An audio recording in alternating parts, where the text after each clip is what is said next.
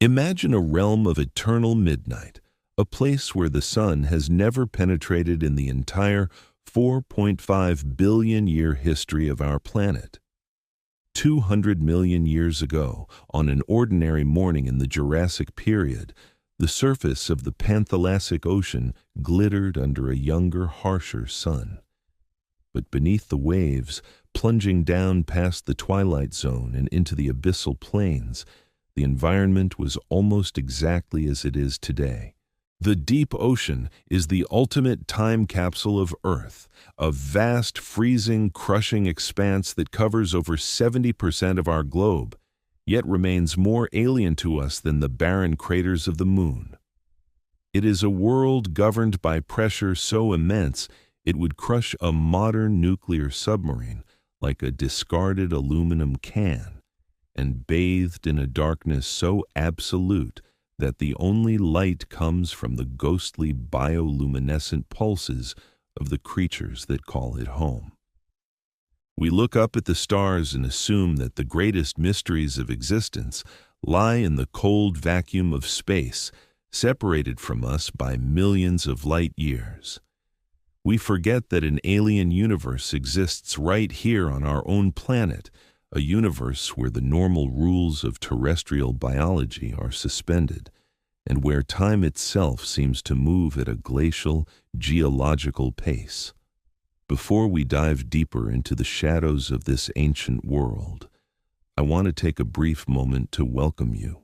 I am Frank, the archaeologist, and I explore the hidden layers of our past, both on land and in the depths of our collective memory. I have noticed that 71.9% of the people who watch these explorations are not yet subscribed to the channel. If you enjoy this journey into the unknown, please consider subscribing. It helps a lot and allows us to continue unearthing these mysteries together. Now, let the modern world fade away. Dim the lights, take a deep, slow breath, and let your mind drift downward, sinking beneath the waves, past the sunlit shallows, down into the profound and quiet dark. To understand why prehistoric sea monsters might still exist today, we must first understand the sheer incomprehensible scale of the ocean and the historical arrogance of human assumptions. For centuries, humanity looked at the flat blue horizon and assumed that the ocean was little more than a bowl of water, perhaps a few thousand feet deep, filled with the familiar fishes we pulled into our nets. In the mid-19th century, a prominent natural historian named Edward Forbes confidently proposed the Azoic hypothesis, stating with absolute scientific authority that no life could possibly exist in the ocean at depths greater than 1,800 feet. The reasoning seemed sound at the time. Without sunlight, there could be no photosynthesis.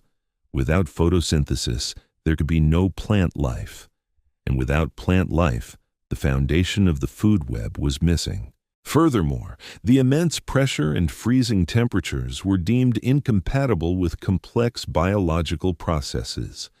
It was a perfectly logical, perfectly rational deduction that happened to be entirely and spectacularly wrong. The Azoic theory was shattered in the late 19th century when telegraph cables were pulled up from depths of over 6,000 feet, completely encrusted with thriving, complex marine organisms. The discovery proved a fundamental truth. Life does not just tolerate extreme conditions, it actively conquers them.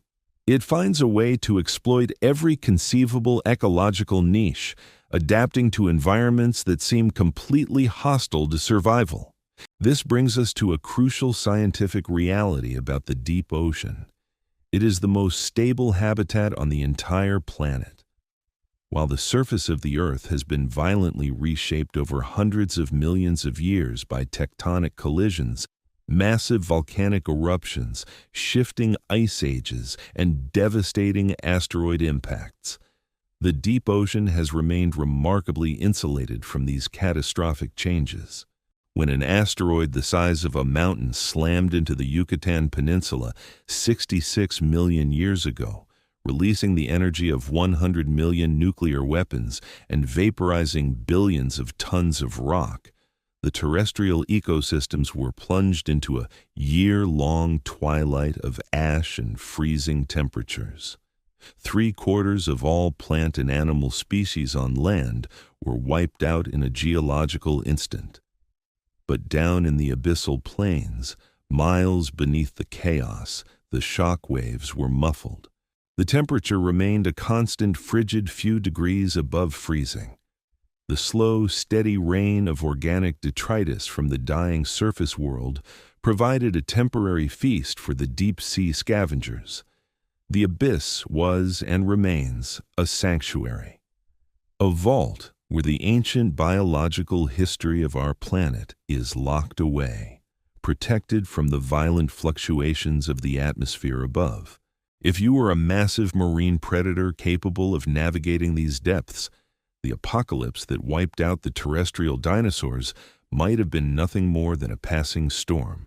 We know that prehistoric survivors can and do hide in the ocean because they have already shocked the scientific community before. Consider the story of the coelacanth, a lobe-finned fish that looks like a creature pulled directly from a prehistoric swamp. For over a century, paleontologists had found fossilized coelacanths in rocks dating back over 400 million years, long before the first dinosaurs walked the earth. The fossil record clearly showed that these bizarre fish went completely extinct around the same time as the dinosaurs, roughly 66 million years ago. Their disappearance from the fossil record was considered an established, indisputable scientific fact. They were gone, relegated to the dusty drawers of natural history museums. That was the absolute truth, until a few days before Christmas in 1938, when a young museum curator named Marjorie Courtney Latimer was examining the catch of a local fisherman off the coast of South Africa. Amidst the pile of ordinary sharks and rays, she spotted something impossible. A heavy, armored fish with pale blue scales and fins that moved like rudimentary legs. It was a living, breathing coelacanth. The scientific world was thrown into absolute shock. It was as if someone had walked into a forest and found a living, grazing triceratops. The discovery of the coelacanth proved a terrifying and thrilling point. The ocean is vast enough, deep enough, and unexplored enough to hide a lineage of massive animals for 66 million years without leaving a single trace in the modern fossil record. If a 200-pound prehistoric fish could evade human detection for the entirety of our species' existence, what else might be lurking in the shadows of the pelagic zone? During the Mesozoic era, the age of the dinosaurs, the land was dominated by giant reptiles, but the oceans were ruled by monsters that defied imagination. The plesiosaurs, with their massive bodies, 4 powerful flippers, and incredibly long serpentine necks, were the apex ambush predators of their time. Some of these creatures reached lengths of 45 feet or more. There were the ichthyosaurs, sleek, fast-moving reptiles that convergently evolved to look almost exactly like modern dolphins. Only some species grew to be nearly 90 feet long, making them among the largest animals to have ever lived on Earth. And then there were the mosasaurs, the true tyrants of the Cretaceous seas.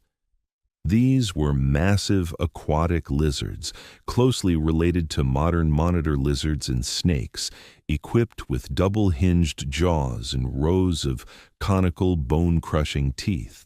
The largest mosasaurs could exceed 50 feet in length and were capable of biting a modern great white shark completely in half. We are taught that all these magnificent, terrifying marine reptiles perished alongside the terrestrial dinosaurs during the Cretaceous-Paleogene extinction event. We assume that their reign ended definitively, yielding the oceans to the evolution of modern whales and sharks. But what if this narrative is overly simplistic? What if, much like the coelacanth, A small population of these marine reptiles managed to survive the catastrophe by retreating into the stable, insulated depths of the ocean. To entertain this possibility, we must strip away the cinematic exaggerations and look at the actual physiological adaptations required for deep-sea survival. Could an air-breathing reptile survive in the abyssal zone? The answer is not just a speculative yes. It is a biological precedent we see today in modern marine mammals. Sperm whales, for example, are air-breathing mammals that routinely dive to depths of over 3,000 feet, holding their breath for up to 90 minutes, plunging into absolute darkness to hunt giant squid. They achieve this through incredible physiological adaptations. Their rib cages are flexible and can collapse under the immense pressure to prevent their lungs from rupturing, and their muscles are packed with myoglobin, a protein that stores massive amounts of oxygen directly in the tissue. The marine reptiles of the Mesozoic had millions of years to evolve in perfect similar, or perhaps even superior, adaptations. We already know from the fossil record that some ichthyosaurs were deep divers, possessing enormous eyes specifically evolved to gather the faint ambient light of the deep ocean. It is entirely within the realm of evolutionary probability that a lineage of plesiosaurs or mosasaurs, faced with the catastrophic collapse of the shallow water ecosystems following the asteroid impact, slowly adapted to hunt in deeper, colder, darker waters. Over millions of years, their metabolism might have slowed. Their bodies might have adapted to the crushing pressures.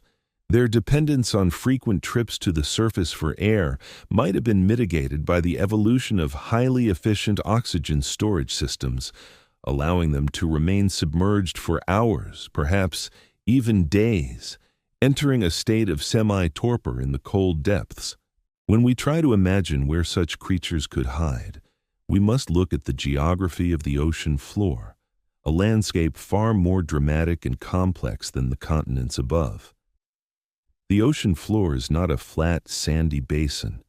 It is a rugged terrain featuring the longest mountain range in the world, the mid-ocean ridge, which stretches for over 40,000 miles. It contains vast underwater canyons, immense abyssal plains, and deep-sea trenches that plunge into the Earth's crust. The Mariana Trench, the deepest part of the ocean, reaches a staggering depth of nearly 36,000 feet. These deep trenches and complex underwater mountain systems offer an abundance of hidden ecosystems. There are deep-sea hydrothermal vents spewing superheated mineral-rich water, creating localized havens of warmth and dense biological activity completely divorced from the sun's energy. There are vast cold seeps and underwater brine pools, lakes of super-dense toxic water resting at the bottom of the ocean, surrounded by unique communities of life. In these remote, inaccessible regions, a population of large, highly adapted predators could easily exist without ever coming into contact with human activity. They would not need to be numerous. Apex predators are naturally rare in any ecosystem because they require a massive territory and an abundant food supply to sustain themselves. A small population of marine reptiles moving through the unmapped territories of the abyssal zone would be statistically invisible to our current ocean exploration. We've explored less than 20% of the global ocean floor using modern high-resolution sonar. The vast majority of the underwater world remains a blank space on our maps, a realm of pure conjecture and enduring mystery. We send submersibles down into the dark, sweeping narrow beams of light across the ocean floor, illuminating areas no larger than a tennis court for a few fleeting moments before returning to the surface. Trying to catalog the life of the deep ocean in this manner is like trying to understand the entire ecosystem of the Amazon rainforest by walking through it once on a moonless night with a tiny, flickering flashlight. It is this profound limitation of human perception that makes the survival of prehistoric sea monsters not just a fantastical dream, but a legitimate scientific contemplation. We are a species that craves certainty. We want to believe that our textbooks contain the complete and final history of life on Earth, that we've categorized and conquered the natural world. But the ocean humbles us. It reminds us of our smallness, of the brevity of our existence compared to the vast yawning eons of geological time. Tonight, as we begin this journey downward into the abyss, we are going to explore the scientific possibilities, the evolutionary pathways, and the deep-sea ecosystems that could support the greatest survivors in the history of our planet. We are going to ask what it takes for a monster to disappear, and what it would take for us to finally find it again. The water is cold, the pressure is building, and the surface is fading to a distant, pale memory. Listen to the rhythmic, powerful pulse of the currents. Feel the weight of the water above you, a comforting blanket of silence and isolation. We are entering the domain of the ancients, a place where time stands still, and the impossible might just be swimming in the dark. As we descend past the epipelagic zone, the sunlight begins to fail, fracturing into a scattered, haunting blue glow that marine biologists call the twilight zone. This region of perpetual dusk stretches from roughly 600 feet to 3,000 feet below the surface. Here, the familiar rules of the sunlit world warp. The water turns bitterly cold, and pressure mounts, squeezing air out of biological tissues. Yet, this shadowy realm is no empty wasteland. It is the stage for the largest daily migration of life on our planet. Every night, billions of tons of biomass, countless small fish, crustaceans, and gelatinous invertebrates rise from the safety of the dark depths to feed near the surface under the cover of night, only to plunge back into the abyss before the sun returns.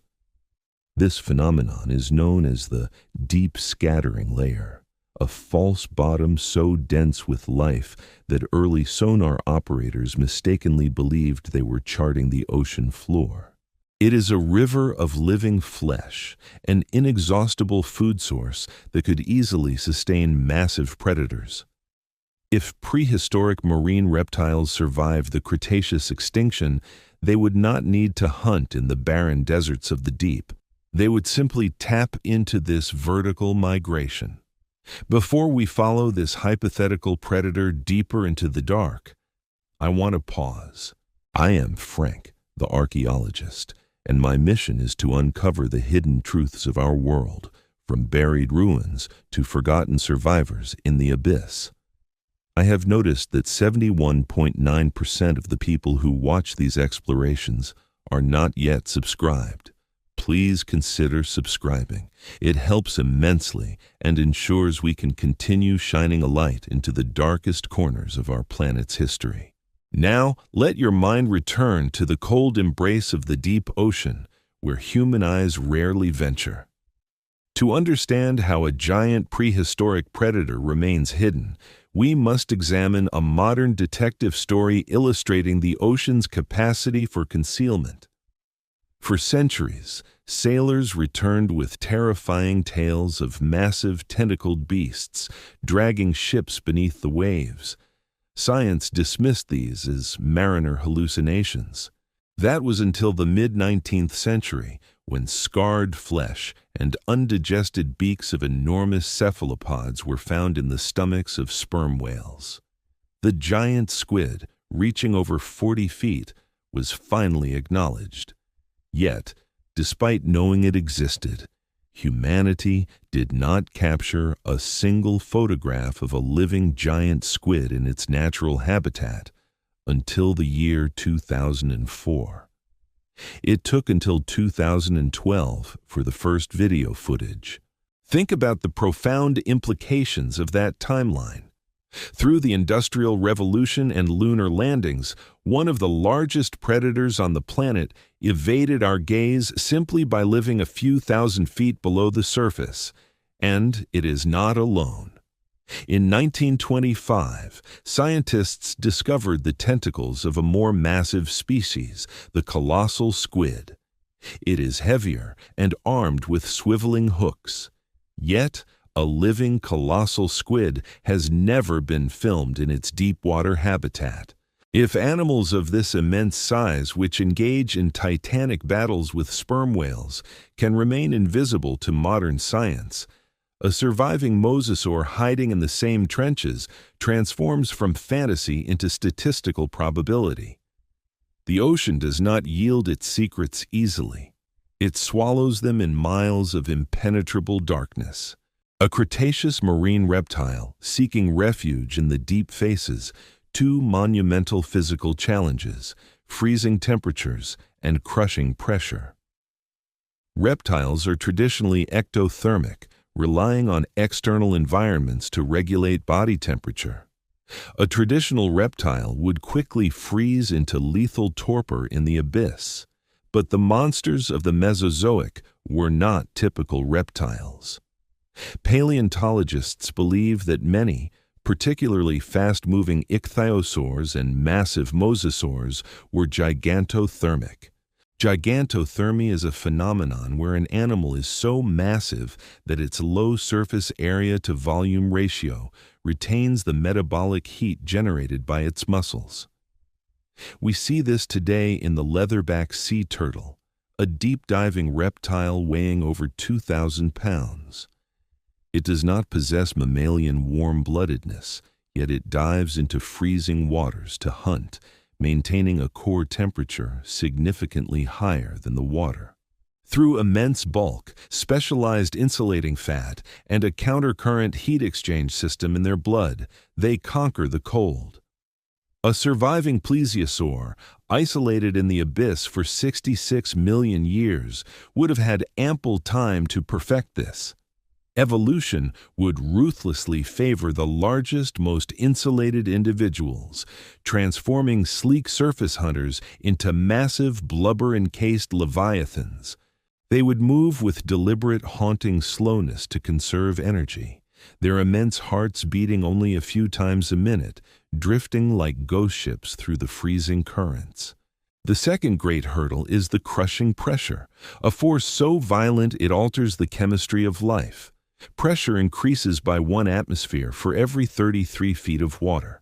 At 10,000 feet, the pressure is over 4,000 pounds per square inch. This immense weight compresses gases, causing lungs to collapse and forcing lethal nitrogen into the bloodstream.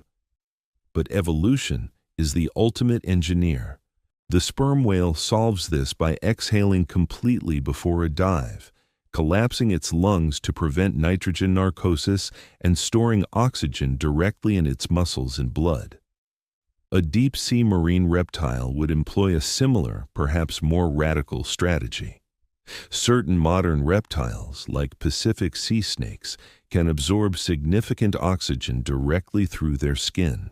Over millions of years, our hypothetical survivor might have developed highly vascularized skin or specialized respiratory cloacas, allowing them to extract sparse, dissolved oxygen from the freezing water itself.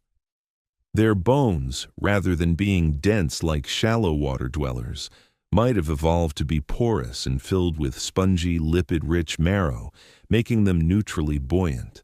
They would not swim so much as hover, suspended perfectly in the three-dimensional void, expending almost zero energy as they wait for prey to drift into their strike zone. They would become masters of the ambush, silent and invisible in the absolute dark. In a world without sunlight, vision becomes secondary, and new ways of perceiving the environment emerge. The deep ocean is illuminated only by eerie, sporadic flashes of bioluminescence, the cold chemical fires of deep-sea organisms. Some prehistoric reptiles, like the Ophthalmosaurus, possess the largest eyes in vertebrate history, massive orbs designed to capture the faintest glimmers in the twilight zone. A modern descendant might retain these hypersensitive eyes, scanning the darkness for blue flashes of disturbed prey. But eyes alone are not enough. Modern deep-sea predators rely heavily on mechanoreception, feeling microscopic vibrations in the water. Sharks use the ampullae of Lorenzini, a network of jelly-filled pores that detect faint electrical fields generated by muscle contractions. If mosasaurs survived, they might have evolved a similar network of sensory organs along their jaws. Imagine a creature 50 feet long, drifting blind in the pitch-black water, yet perfectly aware of every movement, every heartbeat, every frantic twitch of a squid struggling miles away. It would perceive the ocean as a complex web of vibrations and electrical currents. When it strikes, it would not be a chaotic pursuit, but a calculated exertion of terrifying violence. The massive jaws would open, creating an immense vacuum that sucks the prey inward, followed by the crunch of bone-crushing teeth, and then a return to the absolute, haunting stillness. When we contemplate the existence of such creatures, we confront our deep-seated biases about the natural world. We view the ocean as a shipping lane or a dumping ground. We map its surface with satellites and assume we've mastered its depths. But the ocean is a vast, ancient, indifferent entity, operating on timescales and biological rules we are only beginning to comprehend.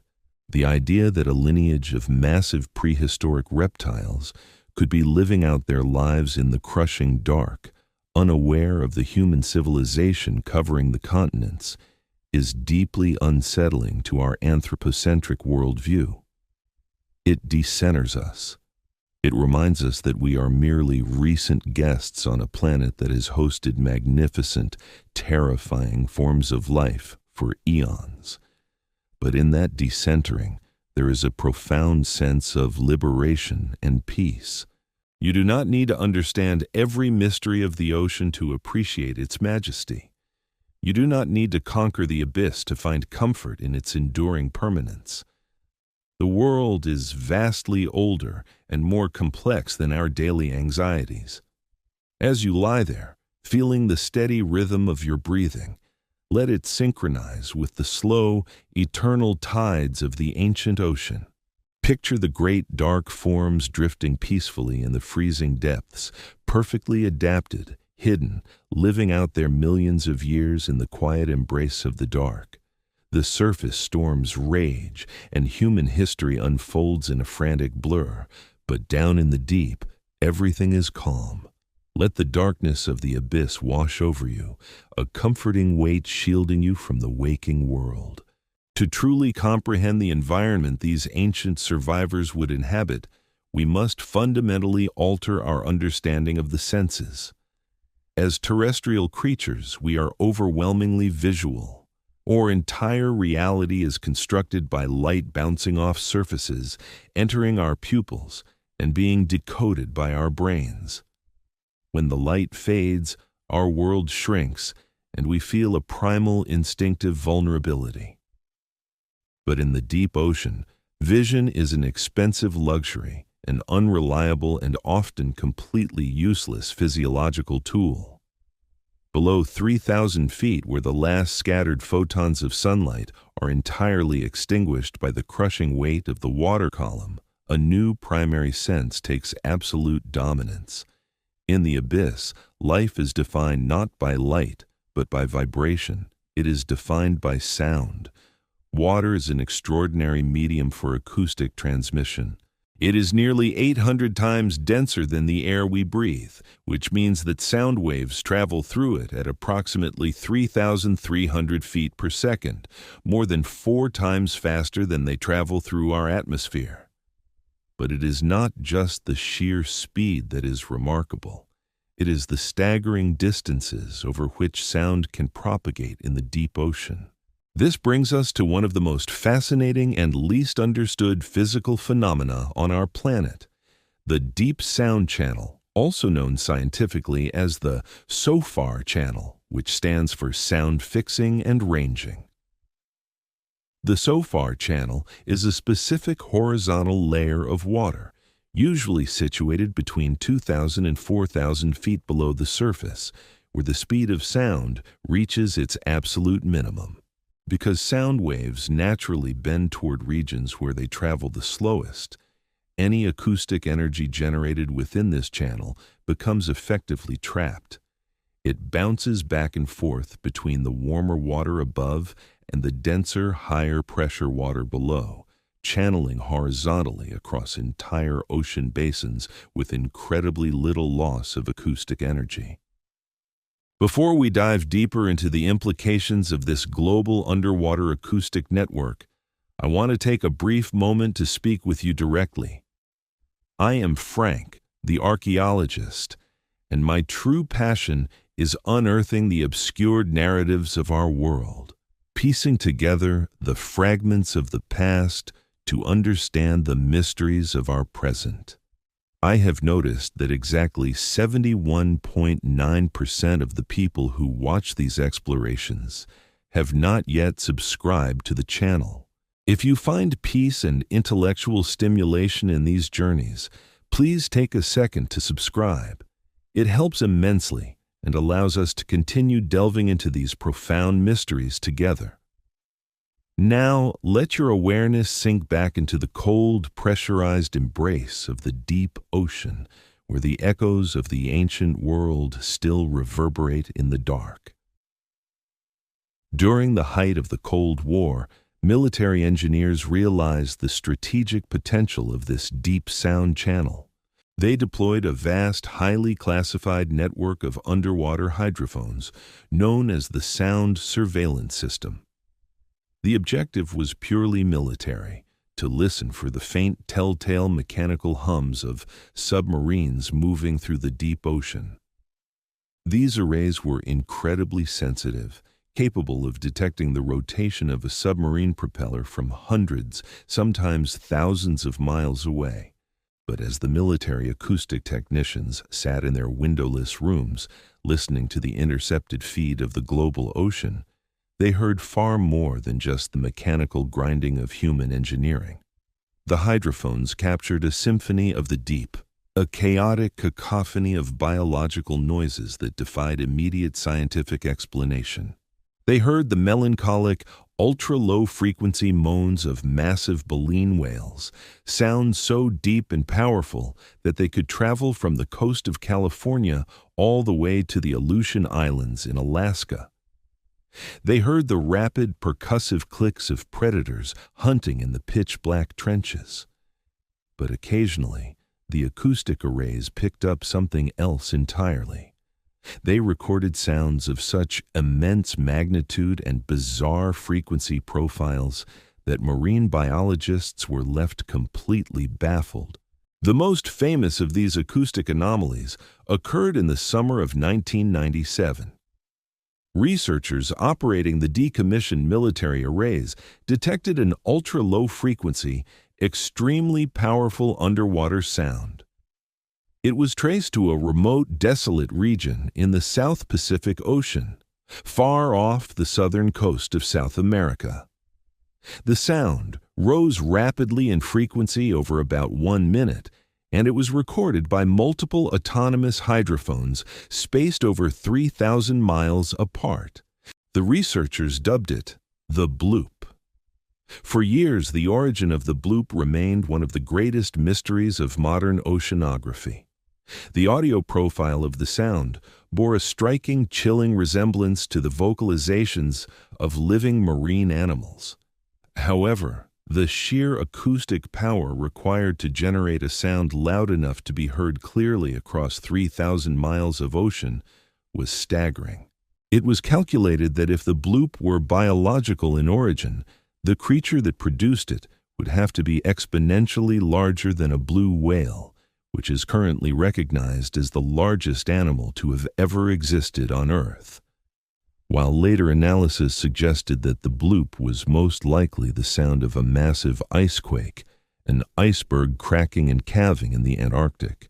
The initial scientific speculation revealed a profound truth about our understanding of the ocean. It proved that we are conceptually prepared, even scientifically open, to the possibility of biological titans lurking just beyond our sensory reach. If a population of apex prehistoric marine reptiles managed to survive the Cretaceous-Paleogene extinction event, retreating into the stabilizing depths of the abyss, they would have inevitably adapted to this acoustic environment. Let us imagine the evolution of a deep-sea mosasaur or plesiosaur over the past 66 million years.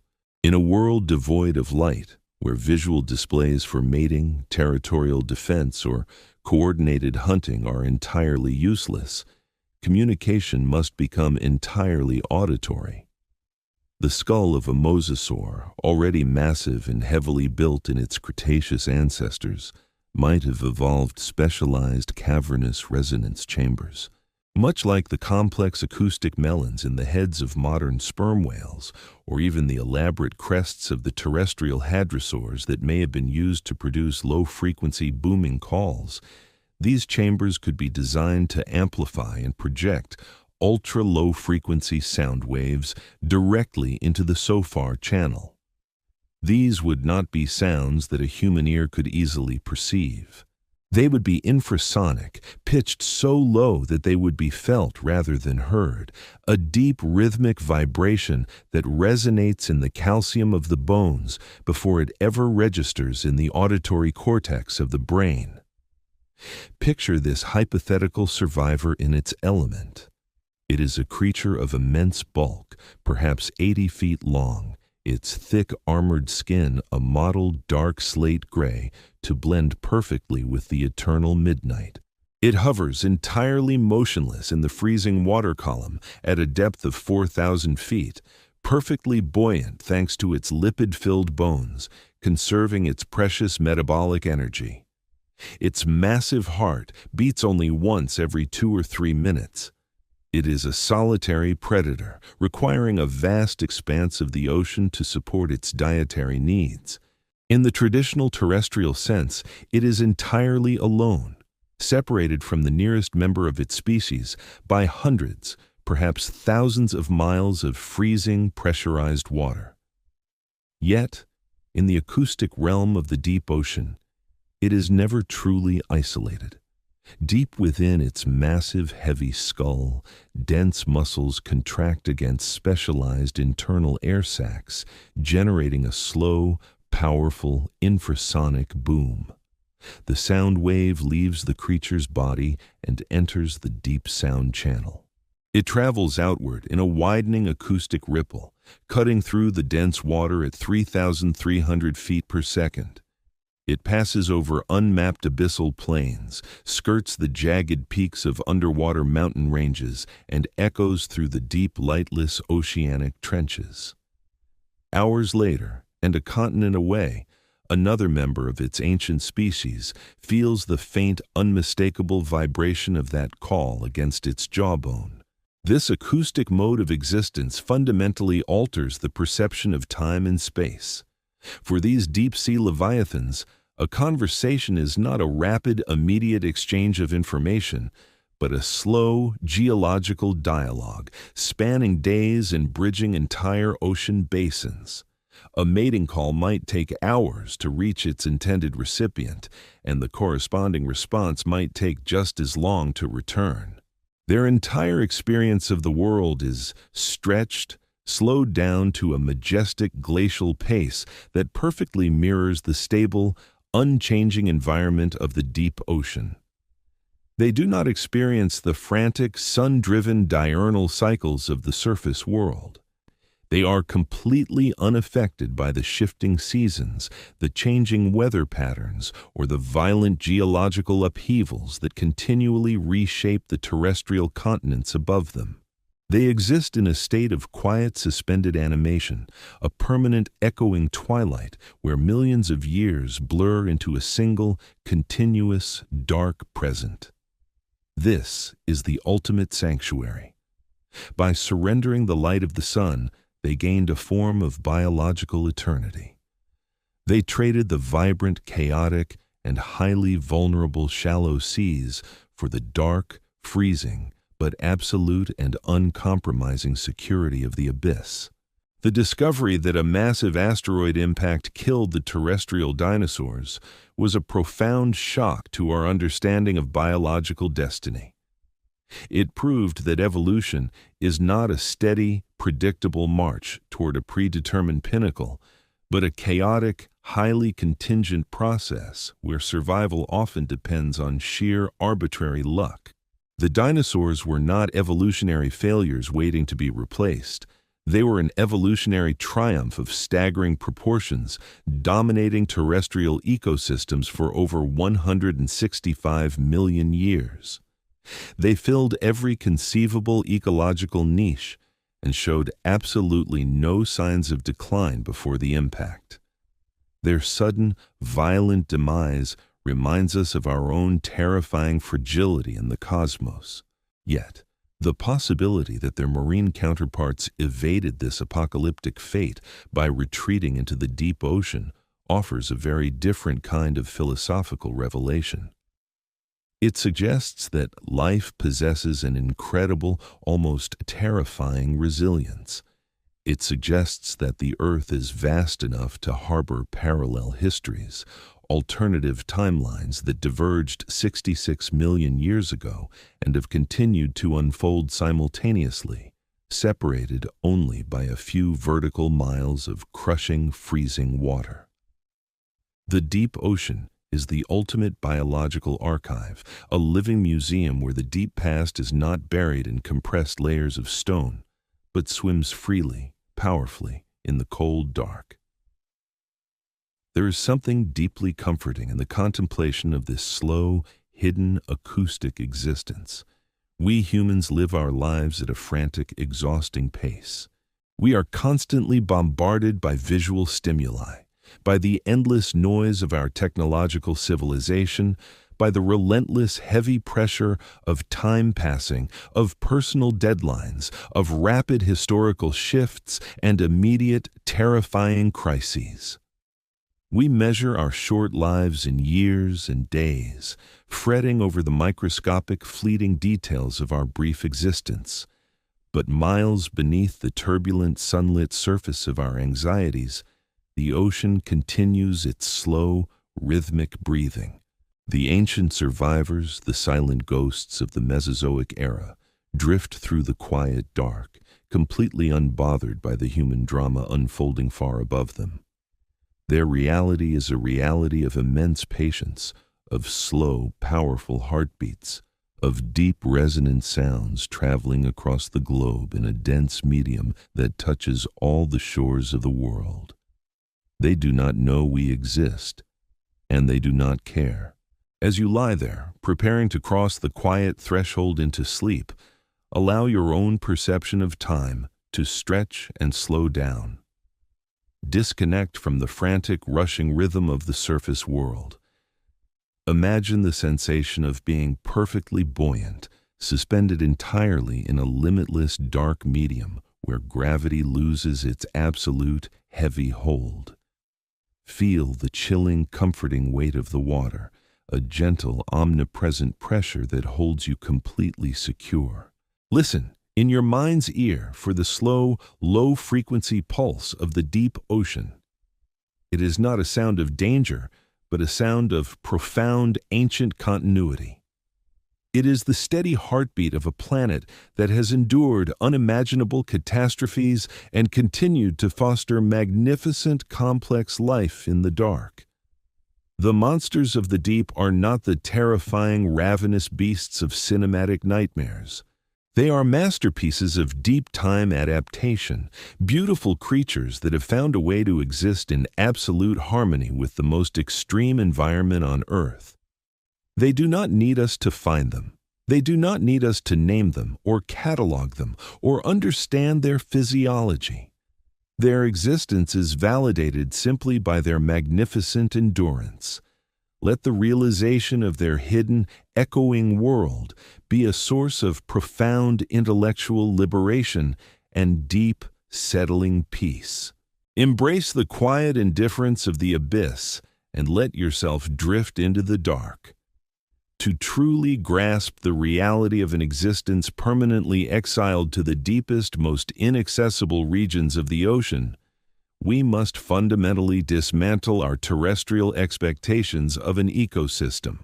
When we picture a habitat capable of supporting a massive apex predator, our minds instinctively conjure images of vibrant, sun-drenched coral reefs teeming with colorful fish, or the dense, chaotic foliage of a tropical rainforest echoing with the cries of countless animals. We expect abundance. We expect a constant, frenetic energy driven by the infinite power of the sun. But the abyssal plain, which covers over 50% of the Earth's surface, is a realm defined by its profound, aching emptiness. It is a desert of pale, freezing mud, stretching unbroken for thousands of miles in every direction, buried beneath thousands of feet of crushing water. The only connection this alien landscape has to the solar energy of the surface is a phenomenon known as marine snow. This is a continuous, slow-motion blizzard of organic detritus, dead plankton, the microscopic shells of diatoms, specks of decaying flesh, and the fecal matter of pelagic organisms drifting downward from the sunlit zones. It is a ghostly precipitation that can take weeks, sometimes months, to finally touch the bottom. It is a meager, slow-dripping feast that sustains a sparse community of scavengers, sea cucumbers, brittle stars, and ghostly translucent crustaceans that crawl blindly through the endless silt. This does not seem like a world that could support a 50-foot marine reptile. It seems like a world designed for starvation. Before we examine how a prehistoric leviathan could possibly survive in such a desolate, unforgiving wasteland, I want to take a brief moment to connect with you. I am Frank, the archaeologist, and my work is dedicated to unearthing the obscured narratives and forgotten beasts that haunt the margins of our known world. I have noticed that exactly 71.9% of the people who watch these deep dives into the unknown are not yet subscribed to the channel. If you appreciate the rigorous pursuit of these ancient mysteries, please consider subscribing. It helps tremendously and allows us to continue bringing these hidden realities to the surface. Now, let your awareness sink back down through the freezing water column, past the twilight zone, and into the stark, silent reality of the abyssal plain. The key to survival for a massive predator in a barren landscape is not constant feeding, but the ability to capitalize on rare, spectacular windfalls of biological energy. In our modern oceans, the greatest of these windfalls is the whale fall. When a massive baleen whale or sperm whale dies at the surface, its colossal carcass eventually loses buoyancy and begins a long, slow descent to the ocean floor. When it finally impacts the abyssal mud, it delivers a massive localized concentration of nutrients to an ecosystem completely starved of food. A single whale carcass can provide more organic carbon to a specific patch of the deep sea floor than the slow rain of marine snow could deliver in over 2,000 years. Within hours of the impact, the carcass is discovered by hagfish, sleeper sharks, and swarms of amphipods that begin to strip the flesh. This temporary oasis of life can sustain entire communities of specialized organisms for decades. But what happens in a world where ancient marine reptiles, not whales, rule the deep? If a population of highly adapted mosasaurs or plesiosaurs exists in the abyss, They would not merely be scavengers waiting for surface animals to die. They would be the active architects of their own massive windfalls. A deep-sea mosasaur, with a metabolism slowed to an absolute crawl by the freezing temperatures, might only need to consume one massive meal every few years. They would hunt the other giants of the deep, creatures like the colossal squid, or perhaps even other, older members of their own species. Their hunting strategy would be an exercise in almost inconceivable patience. They would not actively patrol the vast empty plains, burning precious oxygen and caloric energy. Instead, they would drift perfectly still, suspended in the dark, waiting for the faint low-frequency vibrations of another massive creature moving through the water column. The strike, when it finally comes, would be a sudden, violent explosion of stored energy, a brief interruption of the eternal stillness, followed by a meal that could sustain the Leviathan for another decade. But the deep ocean is not entirely dependent on the slow rain of death from above. In 1977, scientists exploring the Galapagos Rift aboard the submersible Alvin made a discovery that completely shattered the foundational laws of terrestrial biology. Along the jagged tectonic seams of the ocean floor, where the Earth's crust pulls apart and magma surges close to the surface, they found towering mineral chimneys spewing superheated black water into the freezing ocean. These are hydrothermal vents, and surrounding them was an ecosystem of astonishing density and vibrancy, completely divorced from the sun. Giant tube worms with blood-red plumes, massive white clams, and swarms of blind shrimp thrived in the toxic, heavy metal-rich water. This ecosystem was not powered by photosynthesis, but by chemosynthesis. Bacteria living within the tissues of these animals were extracting energy directly from the hydrogen sulfide pouring out of the Earth's interior. For a surviving lineage of Cretaceous marine reptiles, these hydrothermal vent fields would represent far more than just a source of food. They would be crucial, life-sustaining oases scattered across the desolate abyssal plains. The geothermal heat radiating from these vents provides localized pockets of warmth in an otherwise freezing universe. It is a compelling evolutionary hypothesis that deep-sea plesiosaurs or mosasaurs might use these vent fields as ancient hidden nurseries. Just as some modern deep-sea octopuses are known to actively seek out geothermal springs to brood their eggs, relying on the ambient heat to accelerate the development of their embryos, a prehistoric reptile might lay its massive leathery eggs near the gentle warmth of a hydrothermal vent.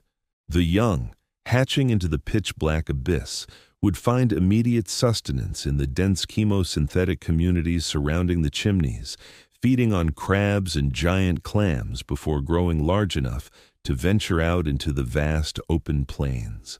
This reliance on localized oases and infrequent massive meals, combined with the freezing temperatures of the deep ocean, leads us to a profound biological implication regarding the lifespan of these hypothetical survivors. There is a direct fundamental correlation between an animal's metabolic rate, the temperature of its environment, and its overall longevity. To understand just how long a giant, slow-moving predator can live in the freezing depths, we must look at a modern miracle of deep-sea biology: the Greenland shark. The Greenland shark is a massive, sluggish predator that inhabits the freezing waters of the North Atlantic and the deep Arctic Ocean. For centuries, their lifespan was a mystery. But recent scientific studies utilizing radiocarbon dating of the proteins within the lenses of their eyes have yielded astonishing paradigm-shifting results. The Greenland shark is now recognized as the longest-living vertebrate on the planet. The oldest individuals studied were estimated to be nearly 400 years old, and some marine biologists believe they could easily surpass 500 years. They grow at an agonizingly slow rate, perhaps less than half an inch per year, and do not even reach sexual maturity until they are over 150 years old.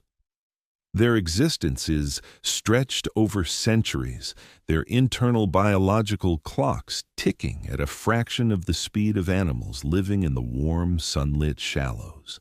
If a shark, a cartilaginous fish, can achieve a lifespan of 5 centuries simply by adapting to the cold, slow reality of the deep ocean, what might be possible for a massive marine reptile that has had 66 million years to perfect its deep-sea adaptations? Let us project this biological reality onto our surviving mosasaur. If its metabolism has been dialed down to the absolute minimum required to sustain its massive bulk in the near-freezing waters of the abyss, its lifespan could theoretically extend far beyond that of the Greenland shark. We might be contemplating creatures that live for 800, perhaps even 1,000 years. Try to truly wrap your mind around that concept, to internalize the sheer, staggering weight of a millennium-long existence. A single individual swimming in the deep ocean today might have been born during the height of the Middle Ages.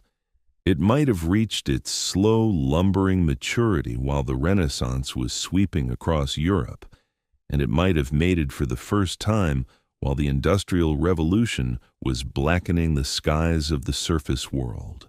While human empires rise, wage catastrophic wars, and inevitably collapse into dust, while entire civilizations are born and forgotten, this creature is simply taking a single, long, slow breath in the dark. It is hunting its second meal of the decade. It is listening to a low-frequency call that has been echoing across the Pacific Basin for weeks. The human perception of history is frantic, chaotic, and desperately short. We are obsessed with rapid progress, with the fleeting moments of our individual lives, and we measure our legacy in decades. But the deep ocean operates on a completely different temporal scale. It is a realm where biology approaches the permanence of geology. This is where the true, profound comfort of the deep ocean reveals itself.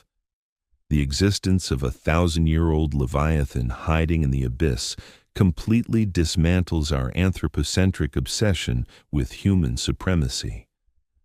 We like to believe that humanity is the ultimate protagonist of the Earth's story, that our struggles, our technological triumphs, and our anxieties are the most important phenomena on the planet. But the ocean silently, powerfully refutes this arrogance. The ocean does not know who we are. The creatures that inhabit its crushing depths do not feel the vibrations of our passing ships, and they are completely immune to the frantic, digital noise of our modern lives. They are the true inheritors of the earth, the silent, enduring custodians of a biological lineage that survived the apocalypse that killed the dinosaurs. There is a deep psychological liberation in recognizing our own insignificance in the face of this ancient, slow-moving reality. You do not need to carry the weight of the world on your shoulders, because the world is vastly larger, older, and more resilient than your human worries. The abyss does not judge, it simply endures.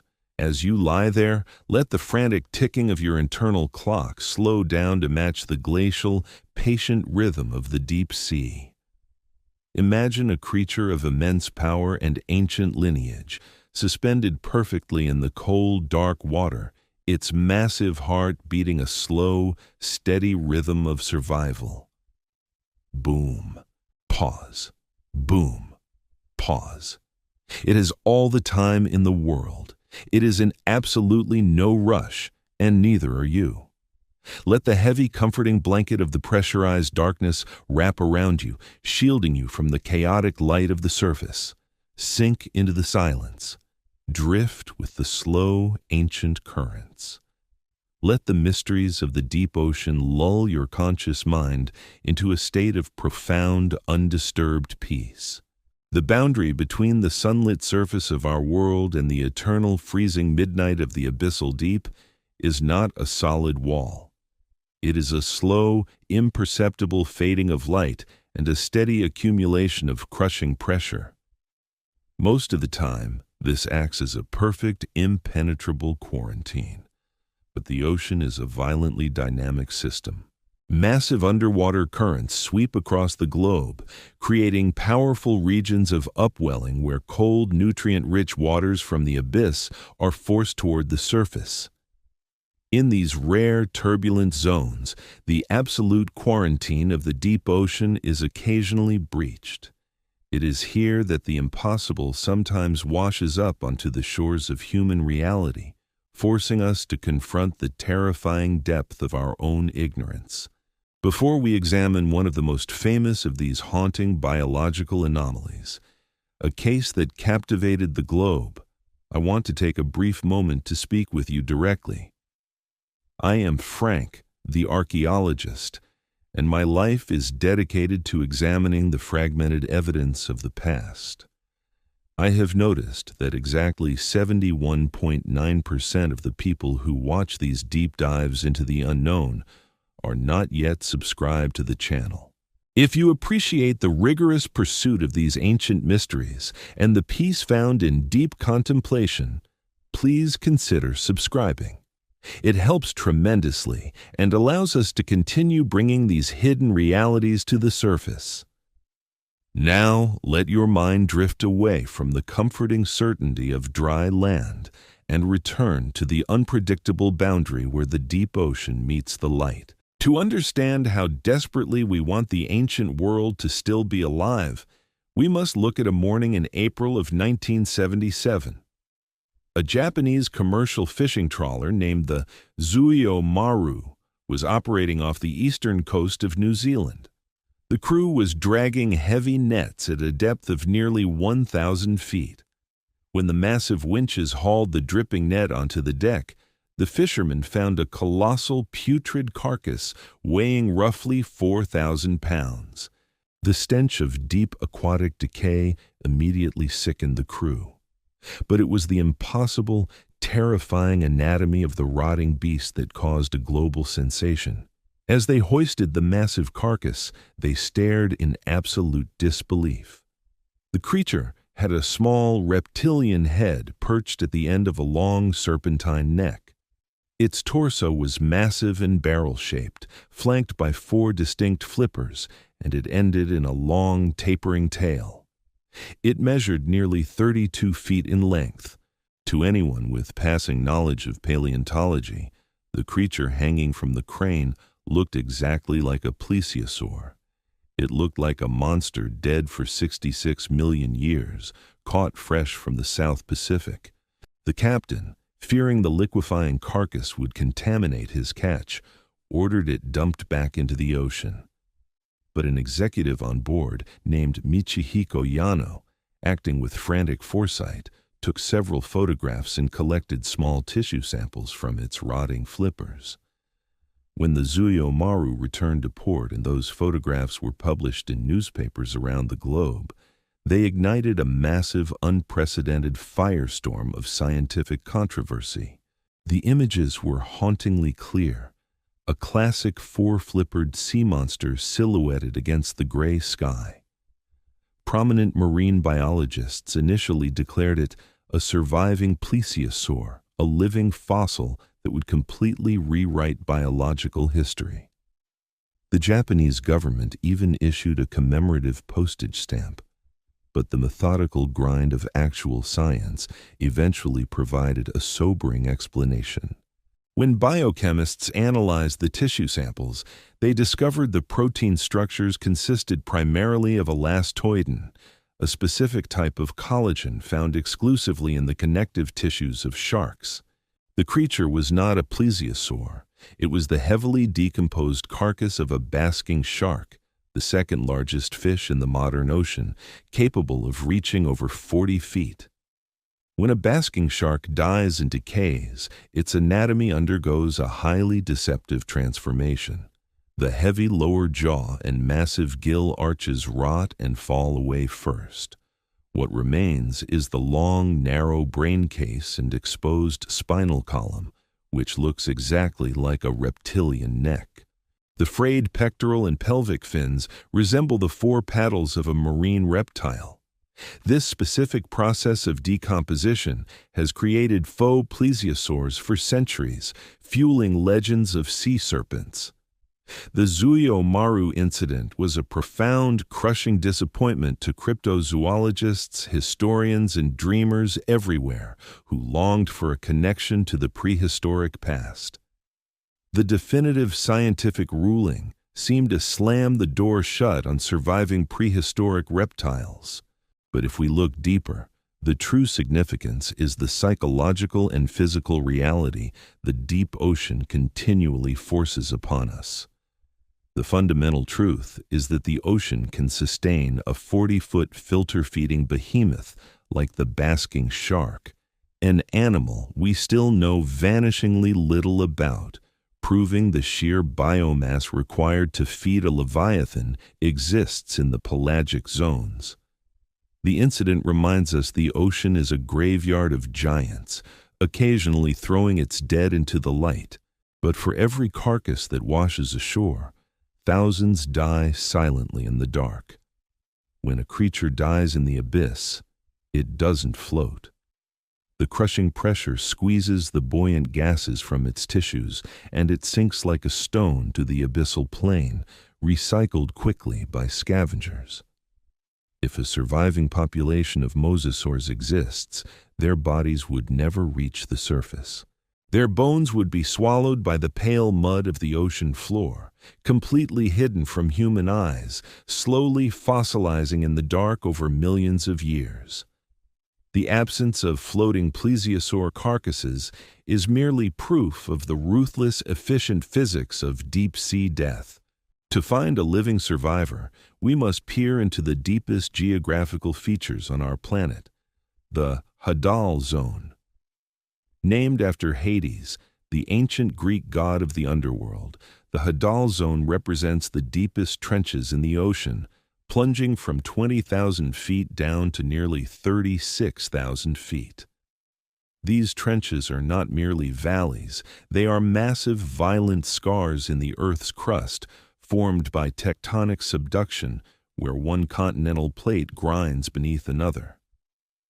The Mariana Trench is the most famous, but there are dozens of others: the Tonga Trench, the Kermadec Trench, the Peru-Chile Trench.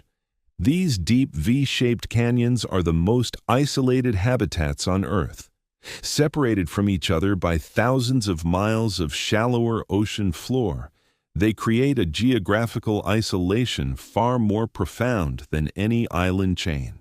Just as Darwin demonstrated how the isolation of the Galapagos Islands drove divergent evolution, the trenches are the Galapagos Islands of the deep ocean, magnified on a scale of extreme pressure and absolute darkness. The thought of being trapped in a deep, freezing, pitch-black trench, separated from the rest of the world by 7 vertical miles of crushing water, is a terrifying concept to the human mind. We are highly social, surface-dwelling primates. We crave light, warmth, and the comforting presence of our own kind. We instinctively view isolation as a punishment, a cruel form of sensory deprivation and solitary confinement. But for the hypothetical survivors of the ancient world, isolation is not a punishment, it is their absolute salvation. The trench is a fortress, a sanctuary of stillness and permanence in a chaotic universe. By embracing the absolute isolation of the deep, they survived the apocalypse that scoured the surface. There is a profound philosophical lesson in this biological reality. Sometimes survival requires us to retreat from the light, to plunge into the quiet, isolated depths of our own minds, away from the frantic noise and devastating impacts of the external world. As you lie in your bed, preparing to let go of the day, do not fear the isolation of sleep. Embrace it. View your dark, quiet room not as an empty space, but as a sanctuary, a protective trench shielding you from the chaotic currents of the waking world. Let the heavy, comforting pressure of the blankets mimic the secure embrace of the deep ocean. Disconnect your mind from the social noise and sink down into the quiet, ancient rhythm of your own breathing. Imagine the slow, majestic, ancient survivors resting peacefully at the bottom of the world, perfectly adapted to the dark, perfectly secure in their isolation. Let their ancient glacial peace become your own. Drift downward, deeper and deeper, into the calm, unbothered dark. In the sunlit shallows of our terrestrial world, biology is intimately constrained by gravity and the intense, chaotic competition for the abundant, life-giving energy of the sun. But as you sink downward, leaving the vibrant, noisy surface far behind, the fundamental rules of survival undergo a profound and terrifying inversion. In the crushing, freezing darkness of the deep ocean, there exists a well-documented, heavily studied biological phenomenon known to marine scientists as abyssal gigantism. For reasons that evolutionary biologists and deep-sea oceanographers are still struggling to fully comprehend, species that are remarkably small and unassuming, in the shallow coastal waters, tend to evolve into massive, terrifyingly scaled iterations of themselves in the deep, desolate dark. We observe this reality with the giant isopod, a crustacean closely related to the common pillbug you might find hiding under a damp, rotting log in your garden. In the abyss, however, this humble creature grows to the size of a small dog, heavily armored, possessing a chilling prehistoric appearance, and perfectly adapted to slowly scavenging the extreme pressurized environment. We see it manifested in the colossal squid, an invertebrate so impossibly massive and heavily armed with swiveling hooks that it routinely engages in titanic, violent battles with sperm whales in the pitch-black trenches. We see it with the giant oarfish, a ghostly, ribbon-like creature that can stretch over 30 feet in length, drifting silently through the mesopelagic zone. The deep ocean does not merely tolerate massive creatures, it actively, ruthlessly selects for them. The crushing pressure, the freezing temperatures, and the extreme scarcity of continuous food sources create a unique, uncompromising evolutionary crucible where immense bulk becomes a distinct life-saving advantage. Before we explore the magnificent biological mechanics of how this deep-sea gigantism would shape a surviving prehistoric reptile, I want to take a brief, quiet moment to speak with you directly. I am Frank, the archaeologist, and my life's mission is to unearth the obscured narratives, the forgotten beasts, and the hidden realities that haunt the very margins of our known world. I have noticed that exactly 71.9% of the people who watch these deep dives into the unknown are not yet subscribed to the channel. If you appreciate the rigorous pursuit of these ancient mysteries and the profound peace found in deep scientific contemplation, please consider subscribing. It helps tremendously and allows us to continue bringing these hidden realities to the surface, exploring the shadows together. Now, let your awareness sink back down through the freezing water column, past the twilight zone, and into the stark, silent reality where the true giants roam. The implacable laws of abyssal gigantism dictate that a larger body is far more efficient at retaining metabolic heat in an environment that constantly threatens to sap the life from cold-blooded flesh. A larger body can store massive, life-sustaining reserves of energy in the form of dense lipids and specialized fats, allowing the creature to survive the long, desolate months or perhaps even years between sparse and unpredictable meals. A larger body can traverse the vast empty distances of the abyssal plain with far greater locomotive efficiency, gliding through the heavy water with slow, powerful strokes that consume remarkably little oxygen. If a fragile, isolated population of marine reptiles descended into this unforgiving environment 66 million years ago, fleeing the apocalyptic fallout of the asteroid impact, they would not have shrunk into the shadows. The deep ocean would have taken hold of their genetic destiny, slowly stretching their skeletal frames and expanding their muscular mass over millions of years. It would have crafted leviathans that would easily dwarf their already massive Cretaceous ancestors. We must discard the image of a 40-foot mosasaur and instead imagine a creature that has reached the absolute physical limits of vertebrate biology. A creature perhaps 80, 90, or even 100 feet in length, its body thick and heavily insulated, its skin dark and mottled to absorb the absolute absence of light.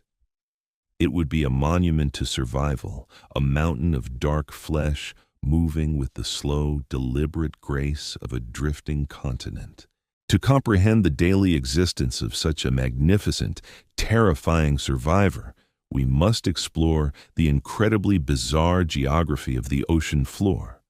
The abyss is not simply a flat, uniform desert of pale mud. It is a highly dynamic geological landscape that hides anomalies so strange they seem entirely alien. One of the most breathtaking of these phenomena is the existence of deep-sea brine pools. Imagine, if you will, an underwater lake, complete with a distinct, clearly defined shoreline, gentle lapping waves, and a surface that ripples heavily in the eternal dark. This is not a concept drawn from fantasy fiction. It is a heavily documented geological reality found in highly specific regions like the deep basin of the Gulf of Mexico and the floor of the Red Sea. Brine pools are massive, ancient depressions on the ocean floor filled with water that is up to 5 times saltier than the surrounding deep-sea water. This extreme concentrated salinity makes the brine incredibly dense, preventing it from mixing with the regular seawater above it. The brine pool settles heavily into the craters of the sea floor, creating a distinct visible surface underneath the ocean itself. The water within these pools is completely devoid of oxygen and highly toxic to almost all forms of complex marine life, loaded with heavy metals and lethal concentrations of hydrogen sulfide. Any ordinary fish or crustacean that inadvertently swims down past the surface of the brine pool is instantly sent into toxic shock, dying within seconds and sinking into the heavy, unyielding liquid, effectively pickled for eternity by the extreme salt concentration. However, the shores of these toxic underwater lakes are far from dead. They are surrounded by a dense, thriving ring of highly specialized extremophile life. Massive beds of deep-sea mussels, giant clams, and thick, writhing carpets of specialized tube worms line the rim of the brine pool, creating a living biological shoreline. These creatures have evolved to harbor unique symbiotic chemosynthetic bacteria within their tissues, organisms that can extract raw metabolic energy directly from the toxic methane and hydrogen sulfide seeping from the pool's edges. Now, project the existence of a massive 1,000-year-old prehistoric marine reptile into this bizarre alien ecosystem. How would a highly adapted deep-sea mosasaur or plesiosaur utilize a toxic hypersaline underwater lake? Evolution is infinitely opportunistic, and a creature that has survived for eons in the abyss would leave no resource unexploited. In the freezing, high-pressure environment of the deep ocean, Massive aquatic animals are heavily plagued by specialized deep-sea parasites. Isopods, massive parasitic copepods, and specialized abyssal lampreys attach themselves to the thick skin of whales and deep-sea sharks, slowly draining their energy. It is highly probable that a surviving population of giant marine reptiles would suffer from similar ancient parasitic burdens. The brine pools could serve a crucial life-saving biological function for these hypothetical leviathans. Imagine a massive 90-foot plesiosaur slowly approaching the living shoreline of a brine pool. Its immense heavy body displaces the water around it, creating slow, powerful currents that cause the dense beds of mussels to snap shut in a wave of defensive reaction. The creature is covered in thick, heavily scarred skin, and attached to its flanks are dozens of massive, pale parasites. The leviathan does not intend to hunt here. Instead, it slowly, deliberately lowers its massive body toward the surface of the toxic lake. It exhales deeply, reducing its buoyancy, and allows its lower body and heavy flippers to sink directly into the super-dense hypersaline brine. The sensation would be extraordinary. A sudden burning wave of extreme salinity and toxic chemicals washing over its thick skin. The mosasaur can hold its breath for many hours, completely sealing its respiratory system against the toxic environment. For the creature itself, the brief exposure to the brine is uncomfortable but entirely manageable. For the parasites attached to its flesh, however, the sudden plunge into the anoxic, heavy metal-laced brine is absolutely lethal. The toxic shock kills the parasites instantly, causing them to release their grip and sink slowly into the heavy, pickling depths of the underwater lake. The brine pool serves as an ancient deep-sea cleaning station, a spa of toxic salvation for the rulers of the abyss. Once the parasites are dead, the massive reptile slowly, powerfully beats its immense flippers, rising out of the dense brine and returning to the clean, freezing water of the abyssal plain, its skin cleansed, its burden lifted. This complex, highly adapted interaction with the bizarre geography of the deep ocean perfectly illustrates the staggering, almost incomprehensible depth of evolutionary time. The creatures we are imagining have not simply survived, they have become an integral, perfectly balanced component of an ecosystem that operates entirely outside of human awareness. They navigate by sensing the microscopic changes in magnetic fields generated by the Earth's shifting crust. They ride the slow global conveyor belt of thermohaline circulation, drifting effortlessly on massive underwater currents that take thousands of years to complete a single global circuit. Their migrations are not measured in miles or days, but in decades and centuries, slowly tracing the deep tectonic scars of the planet. They are intimately connected to the very heartbeat of the Earth, living in absolute synchrony with the slow, geological grinding of the tectonic plates beneath them. We humans struggle to comprehend this scale of existence because our own lives are so incredibly fast, so desperately brief, and so profoundly brittle. We are creatures of the surface, addicted to the rapid cycle of the sun, driven by the frantic burning metabolism of warm-blooded mammals. We build empires that last for a few fleeting centuries, and we believe we have mastered the world. But true mastery is not found in the rapid, chaotic manipulation of the environment.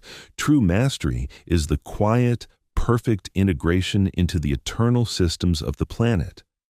The deep ocean teaches us that endurance is far more powerful than speed, and that silence is far more profound than noise. The hypothetical survival of these magnificent prehistoric monsters is not a terrifying concept. It is a deeply, wonderfully comforting one.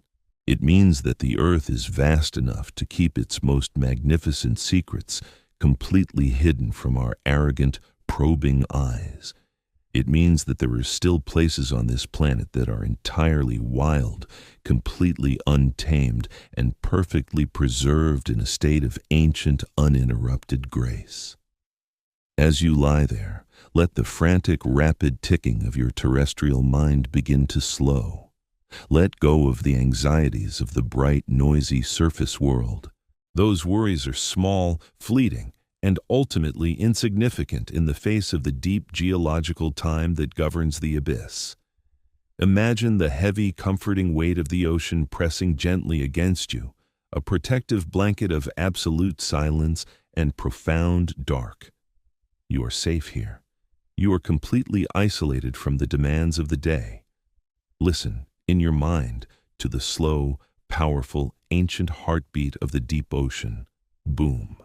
Pause, boom, pause. Let that ancient rhythm become your own. Sink deeper into the mattress, feeling yourself drifting down through the water column, past the reach of the sun, past the limits of human knowledge, into the quiet, eternal sanctuary of the deep. Let the magnificent, slow-moving shadows of the ancient world lull you into a state of absolute, undisturbed peace. Surrender to the deep and simply drift. To survive in the abyssal plane is a magnificent feat of biological endurance, but to perpetuate a species within a limitless freezing void is a mathematical and physiological miracle. The pelagic zone of the deep ocean is the largest continuous habitat on Earth, encompassing hundreds of millions of cubic miles of absolute darkness. If you are a solitary apex predator, an ancient leviathan drifting through the eternal midnight, the statistical probability of physically encountering another member of your own species is staggeringly low. In the sunlit shallow waters, animals gather at vibrant coral reefs, crowded river mouths, or predictable migratory choke points to breed. The deep ocean offers no such convenient, sun-drenched meeting grounds. There are no shifting seasons to trigger a synchronized mating frenzy, no warming temperatures or changing daylight hours to signal the passage of a year. There is only the constant, unyielding pressure, the permanent freezing cold, and the endless, uncompromising expanse of black water. How does a population of prehistoric marine reptiles, perhaps numbering only in the low thousands, scattered across the entire global ocean floor, manage to find one another and sustain a continuous lineage for 66 million years? To truly understand this, we must look at the extreme reproductive strategies forced upon the inhabitants of the abyss, and how those specific strategies fundamentally alter the experience of time, biological connection, and legacy. In the terrestrial world, we are overwhelmingly accustomed to the rapid, frantic cycle of reproduction and death. Small mammals might live for only a handful of years, producing dozens of offspring in a desperate evolutionary gamble against predators, diseases, and the harsh elements.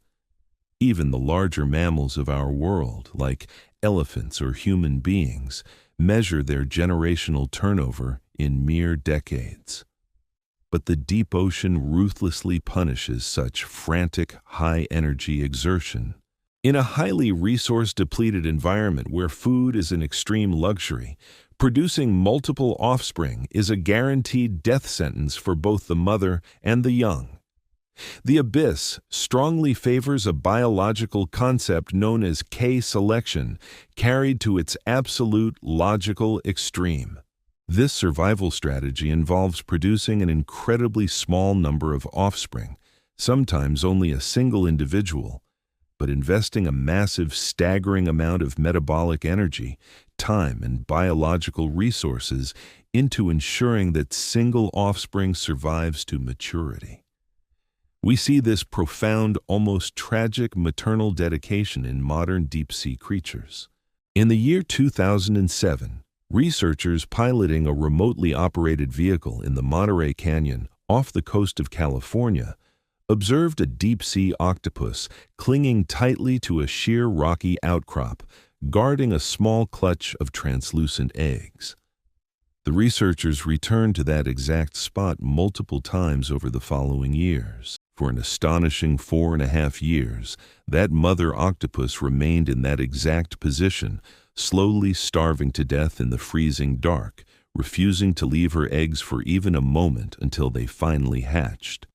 It remains the longest known continuous brooding period of any animal on the planet.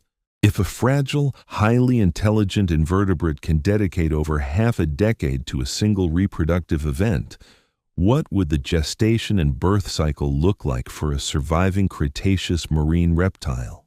From the meticulous study of the fossil record, we know with absolute certainty that the great marine reptiles of the Mesozoic era, the sleek ichthyosaurs, the long-necked plesiosaurs, and the massive, fearsome mosasaurs, did not drag themselves onto sandy beaches to lay eggs like modern sea turtles.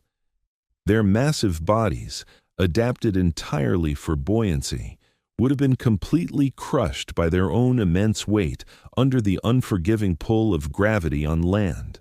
Instead, they evolved viviparity. They gave birth to live young directly into the water column. If a lineage of these magnificent creatures descended into the abyss and successfully adapted to the freezing, slow-motion reality of the deep ocean, their reproductive cycles would have stretched into timelines that completely defy human comprehension. Imagine a female deep-sea mosasaur, a magnificent creature approaching 80 feet in length, who has been drifting silently through the vast South Pacific basin for over 400 years. For decades, she's been passively listening to the ultra-low frequency infrasonic pulses echoing through the deep sound channel. She's been filtering these slow acoustic booms through the heavy bones of her skull, waiting patiently for a specific resonance, the unique acoustic signature of a mature, solitary male. When she finally detects it, she slowly alters her course. She does not swim frantically toward the sound, because such a rapid exertion would waste precious, irreplaceable metabolic energy. Instead, she gently adjusts her internal buoyancy and allows the slow, grinding deep ocean currents to assist her long journey. The closing of the physical distance between the two ancient titans might take several months, perhaps even years. It is an incredibly slow, methodical migration across thousands of miles of unmapped, lightless ocean floor, guided solely by the intermittent rhythmic vibration echoing in her heavy jawbone. When the two ancient leviathans finally converge in the dark, the meeting is not a violent, chaotic clash of predators. In the absolute, crushing dark, they rely entirely on their highly evolved mechanoreceptors, feeling the massive, heavy displacement of water as the other approaches. They begin a slow, intricate, three-dimensional ballet, circling one another in the freezing void with absolute precision. They are creatures capable of inflicting catastrophic, tearing violence, armed with bone-crushing jaws that could easily sever modern steel cables. Yet their courtship is a display of ultimate restrained gentleness. They align their massive, heavily armored bodies, sensing the faint electrical fields generated by their slow, powerful heartbeats. After a successful mating, the male simply drifts away, melting seamlessly back into the shadows to resume his solitary, centuries-long patrol. The female is left entirely alone, carrying the fragile future of a 66-million-year-old dynasty within her massive cold frame. Her gestation period would not be measured in standard months, but quite possibly in decades. The development of a massive, complex reptilian embryo in a near-freezing, high-pressure environment is an agonizingly slow biological process. The mother must now secure enough energy not just to sustain her own massive bulk, but to physically build the dense bones, the thick insulating blubber, and the massive complex nervous system of her unborn calf. She becomes an apex ghost, haunting the abyssal plains, waiting with infinite cold patience for the rare, spectacular windfall of a whale fall, or migrating thousands of miles to rest near the toxic, life-sustaining warmth of a deep-sea hydrothermal vent. She might hover near the towering black smoker chimneys, absorbing the geothermal heat to slightly accelerate the cellular division within her womb, while feeding on the dense mats of chemosynthetic bacteria and blind crabs. She hoards energy over decades, her own metabolism slowing to an absolute bare minimum to ensure every available calorie is ruthlessly diverted to the growing life inside her. When the crucial time finally comes to give birth, she does not seek out a sunlit, shallow lagoon or a protected coastal bay. The extreme pressure differential would instantly kill her and her offspring. She must give birth in the crushing, absolute dark of the abyss. The event is a quiet, monumental biological triumph echoing in the endless silence of the deep. The single calf emerges into the freezing water, unspooling from its mother's massive body. It is not a helpless, fragile infant that requires constant nurturing. It is born massive, perhaps 25 feet long from its blunt snout to its powerful tail, already heavily insulated with dark fat, and possessing the specialized, highly vascularized skin necessary to extract dissolved oxygen directly from the frigid, pressurized water. It is a perfect miniature replica of the apex predator, completely ready to face the uncompromising, brutal reality of the abyss from its very first breath.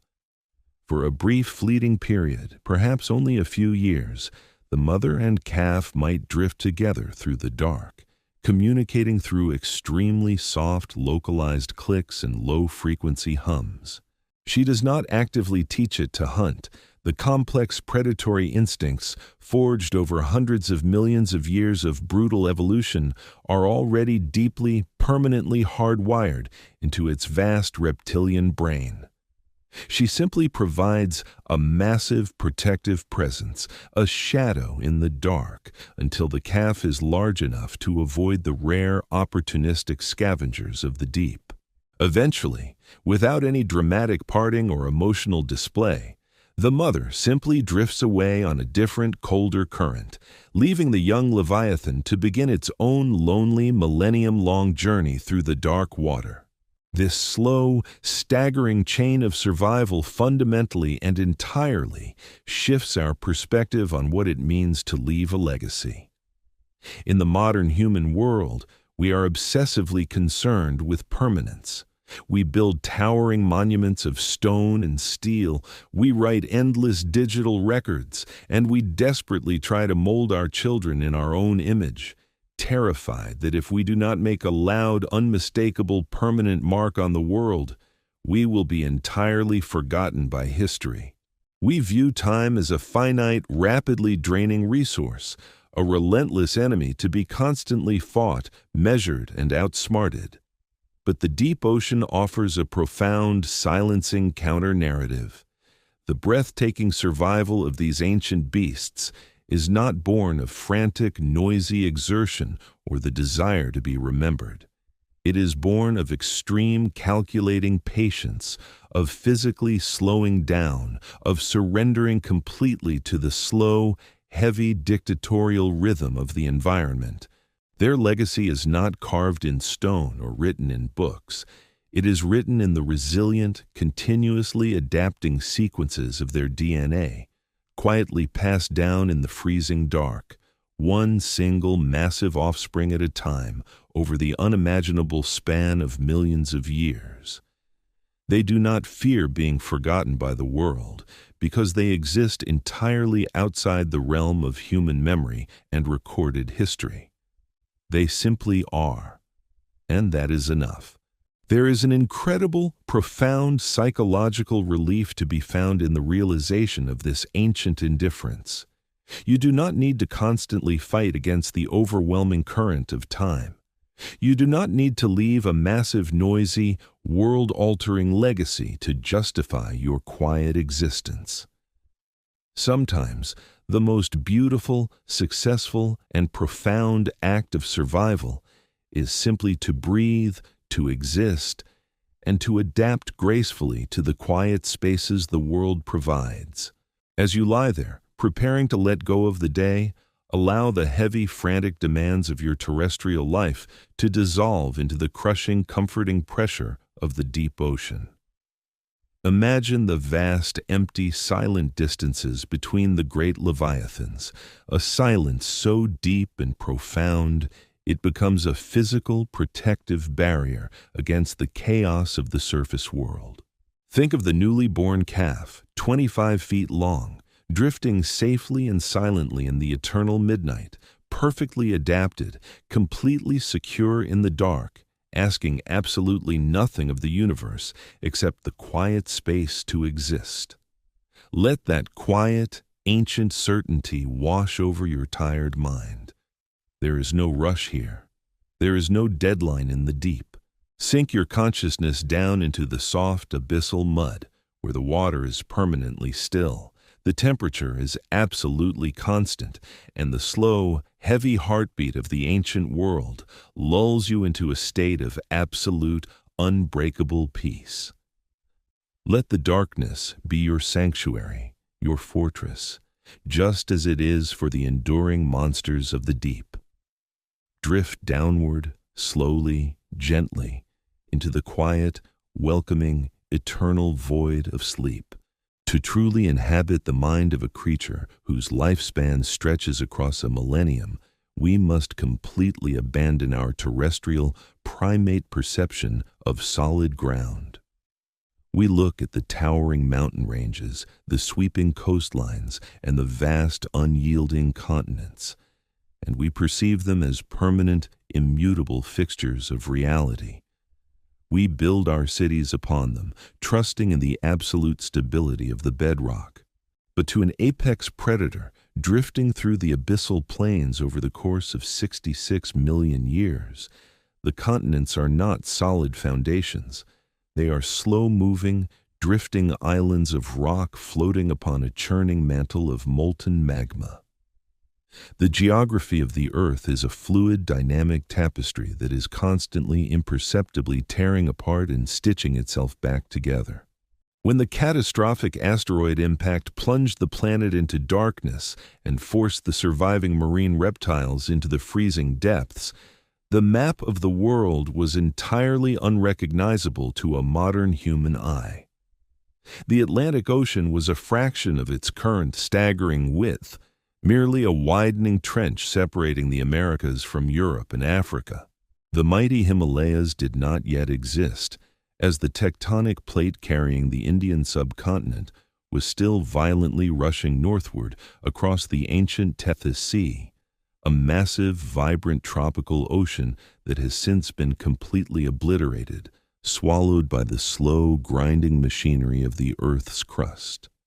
Before we dive into the magnificent sensory adaptations required to navigate this shifting, restless planet, I want to take a brief, quiet moment to speak directly with you.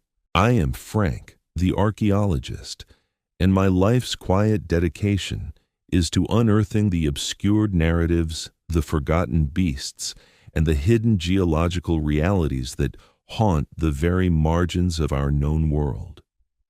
I have noticed that exactly 71.9% of the people who watch these deep contemplative dives into the unknown are not yet subscribed to the channel. If you appreciate the rigorous pursuit of these ancient mysteries and the profound peace found in deep scientific contemplation, please consider subscribing. It helps tremendously and allows us to continue bringing these hidden realities to the surface, exploring the shadows together. Now, let your awareness sink back down through the freezing water column, past the twilight zone, and into the stark, silent reality where the true ancient masters of navigation roam. For a creature living in absolute perpetual darkness, the shifting of continents presents a profound biological challenge. How do you find your way across a planet where the landmarks themselves are moving? How do you navigate a world without a sun to provide a compass, without stars to guide a nocturnal journey, and without a fixed shoreline to follow? The answer lies in a sensory capability that human beings completely lack, a silent, invisible biological technology that connects these leviathans directly to the very core of the earth. Deep within the massive, heavy skulls of these surviving prehistoric reptiles, nestled closely to their ancient, highly evolved brains, lies a complex network of tissues saturated with biogenic magnetite. This is a naturally occurring magnetic mineral, a biological compass that interacts continuously and flawlessly with the planet's magnetosphere. The Earth is, essentially, a gigantic spinning electromagnet generated by the violent swirling of liquid iron and nickel in its outer core. This geodynamo projects an invisible grid of magnetic field lines that envelop the entire globe, curving out from the southern hemisphere and plunging back into the northern hemisphere. To the leviathans of the deep, this magnetic field is not an abstract physical concept. It is a vivid, tangible, three-dimensional landscape. When the massive mosasaur or the long-necked plesiosaur drifts through the abyssal plain, it does not see the pale mud or the towering hydrothermal vents. Instead, it feels the topography of the Earth's magnetic field. It senses the microscopic variations in magnetic intensity caused by the different densities of the rock in the oceanic crust. When tectonic plates pull apart at the mid-ocean ridge, new magma rises from the mantle, cools rapidly in the freezing seawater, and permanently records the exact magnetic polarity of the Earth at that specific fleeting moment in geological time.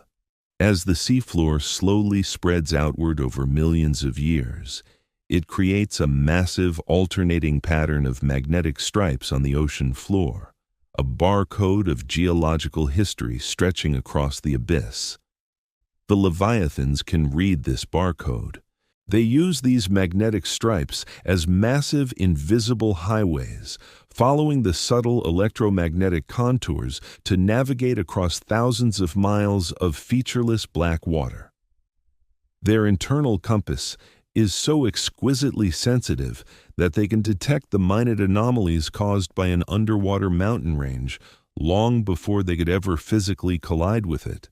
They are not simply swimming through the ocean. They are actively reading the planet's heartbeat, intimately tied to the molten forces that shape the world from the inside out.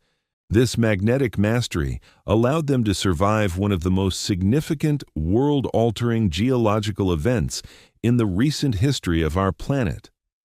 For tens of millions of years following the asteroid impact, the tropical equatorial currents of the deep ocean flowed freely around the globe, connecting the Atlantic and Pacific Oceans through a wide, deep-water strait separating North and South America. This meant that the ancient survivors, the descendants of the Cretaceous giants, were a single, massive, globally interconnected population. They could slowly drift from the dark trenches of the Pacific directly into the expanding basin of the Atlantic, sharing genetic material and maintaining a unified planetary dynasty. But the Earth is never still. Approximately 3 million years ago, a mere heartbeat in the vast expanse of geological time, the tectonic plates shifted with slow, unstoppable violence. The ocean floor between the two massive American continents began to rise, pushed upward by the immense pressure of the colliding crust. Slowly, over hundreds of thousands of years, a chain of volcanic islands broke the surface of the water, and eventually, the gaps between those islands filled with sediment, completely sealing the massive interoceanic gateway. The Isthmus of Panama had formed.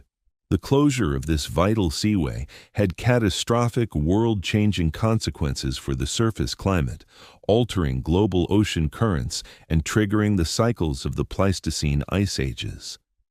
But for the monsters of the abyss, the impact was profoundly different. It was a physical, impenetrable wall of rock severing their global kingdom in half.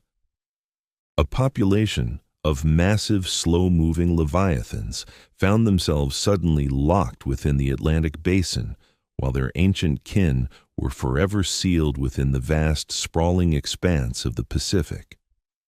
This geological separation initiated a majestic, slow-motion experiment in divergent evolution. Isolated in slightly different environments, facing distinct deep-sea topographies and prey availability, the two separated populations began to slowly, imperceptibly drift apart on an evolutionary level. The Pacific survivors, navigating the deepest trenches on Earth and hunting colossal squid in the Mariana and Tonga trenches, might have evolved even more massive, heavily armored forms, optimizing their gigantothermy for the absolute extremes of pressure and cold. The Atlantic survivors, meanwhile, patrolling the great mid-Atlantic ridge and hunting along the continental slopes, might have evolved specialized adaptations for ambushing the massive deep-diving sperm whales that would eventually evolve millions of years later. Two distinct lineages of an ancient dynasty, forever separated by a thin, fragile strip of terrestrial land, carrying on their silent parallel existence in the dark. For an unimaginable span of time, 66 million years of uninterrupted quiet darkness, the deep ocean was an absolute sanctuary. It was a realm entirely immune to the chaos of the terrestrial world, a permanent biological vault where the ancient rulers of the sea could exist in perfect slow-motion harmony. But in the very last fraction of a geological second, a violent, noisy, and chaotic new force has begun to breach the absolute quarantine of the abyss. For the first time in the entire history of the planet, the eternal silence of the deep ocean is being shattered. The perpetrators are not a new, terrifying marine predator, nor are they a catastrophic geological event. The disturbance comes from above, from a frantic, incredibly young species of terrestrial primate that has developed a sudden, insatiable hunger for the resources hidden in the dark. The arrival of humanity in the Anthropocene era marks the first true existential threat to the deep since the sky caught fire millions of years ago. The leviathans, with their hypersensitive acoustic perception, would have been the first to notice the change. Initially, it would have been faint, localized disturbances, the slow, rhythmic thumping of heavy iron ships crossing the surface. But over the last century, the noise has exponentially amplified into a deafening, chaotic roar. Massive, low-frequency military sonar arrays pulse through the deep sound channel, directly interfering with the quiet, infrasonic communication networks the ancient beasts have relied upon for millions of years. Massive steel cables carrying the digital lifeblood of human civilization have been dragged unceremoniously across the ancient, pristine mud of the abyssal plains. And now, an even greater threat looms in the dark. Massive robotic deep-sea mining machines are being lowered into the trenches, equipped with grinding teeth of hardened steel, designed to rip the polymetallic nodules from the ocean floor, destroying the delicate, ancient hydrothermal vent ecosystems in a desperate search for the rare earth metals required to power the surface world's frantic, disposable technology. The deep ocean is being violently industrialized, and the silent ancient ghosts of the Mesozoic are suddenly finding their eternal sanctuary invaded by the blind, deafening machinery of human ambition. We must ask ourselves a profound, deeply unsettling question. If a population of thousand-year-old leviathans is currently hiding in the dark, forced to endure the sudden agonizing acoustic torture of our military sonar and the violent destruction of their deep-sea hunting grounds, what is their perception of us? They do not possess the conceptual capacity to understand human civilization. They do not know about our empires, our art, or our frantic technological anxieties. To them, the sudden explosion of noise and mechanical violence from the surface is simply a new, terrifying environmental hazard, a sudden deterioration of the perfect, quiet stability they have enjoyed since the fall of the dinosaurs. It is a profound tragedy that a lineage capable of surviving the literal apocalypse of a mountain falling from the sky might eventually be driven from their ancient strongholds not by natural selection, but by the careless, unintended consequences of our own relentless expansion. We are altering the very chemistry of the ocean, decreasing the dissolved oxygen levels in the deep waters, and slowly raising the acidic content, creating an environment that might eventually suffocate the very creatures that have endured the longest. Yet, even in the face of this unprecedented mechanical intrusion, there is a powerful philosophical comfort to be found in the sheer staggering scale of the deep ocean. While human activity is undoubtedly causing localized devastation, the abyss is incomprehensibly vast. Our robotic mining machines and sonar arrays are like tiny, insignificant scratches on the surface of a massive dark mirror. We cannot possibly conquer, map, or industrialize the entirety of the deep ocean. There will always be hidden, unmapped trenches, vast, unexplored abyssal plains, and silent, toxic brine pools that remain entirely beyond the reach of our technology and our greed. The ancient survivors are masters of endurance. They have survived the freezing of the poles, the shifting of the continents, and the vaporization of the surface world. They possess a biological resilience that completely dwarfs our fragile, highly interdependent technological civilization. If the history of the Earth has taught us anything, it is that human empires are spectacularly brief, while the life of the deep ocean is practically eternal. We are a sudden, noisy storm passing briefly over the surface of the world, but the Leviathans are the ocean itself. When our civilization inevitably passes into history, when our steel ships rust and dissolve into the salt water, and when our digital cables are buried beneath millions of years of fresh, slow-falling marine snow, the ocean will return to its absolute, perfect silence. The deep sound channel will clear, and the slow, majestic infrasonic booms of the ancient survivors will once again echo uninterrupted across the global basins. They will outlast us. They will outlast our noise, our machines, and our frantic desire to conquer the dark. There is a deep settling peace in this realization. The world does not need saving from us. The world will simply endure us, and then it will slowly, beautifully recover.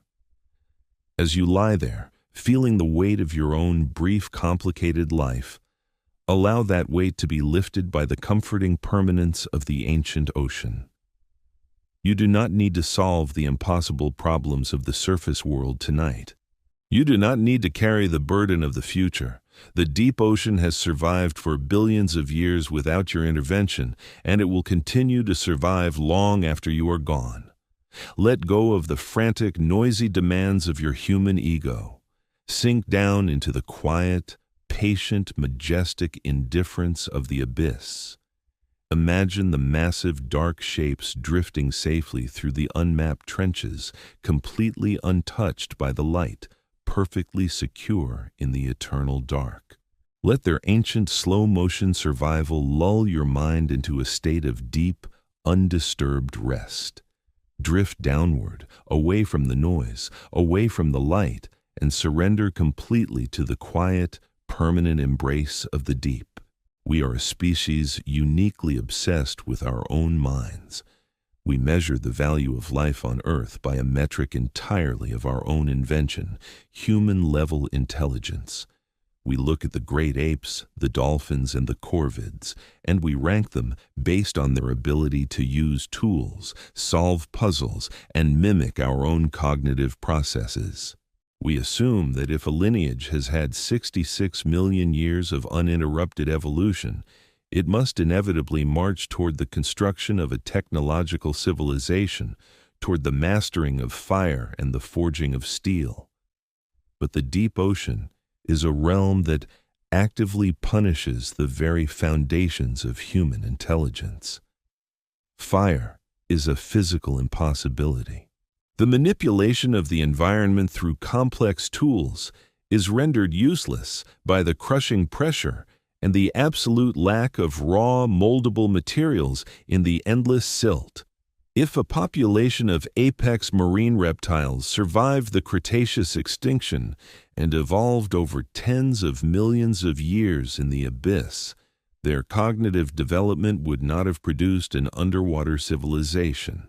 It would have produced a completely alien architecture of the mind, a form of consciousness so profoundly disconnected from our own that we might not even recognize it as intelligence if we stared it directly in its massive, unblinking eyes. Before we delve into the terrifying and beautiful nature of this abyssal consciousness, I want to take a brief, quiet moment to speak directly with you.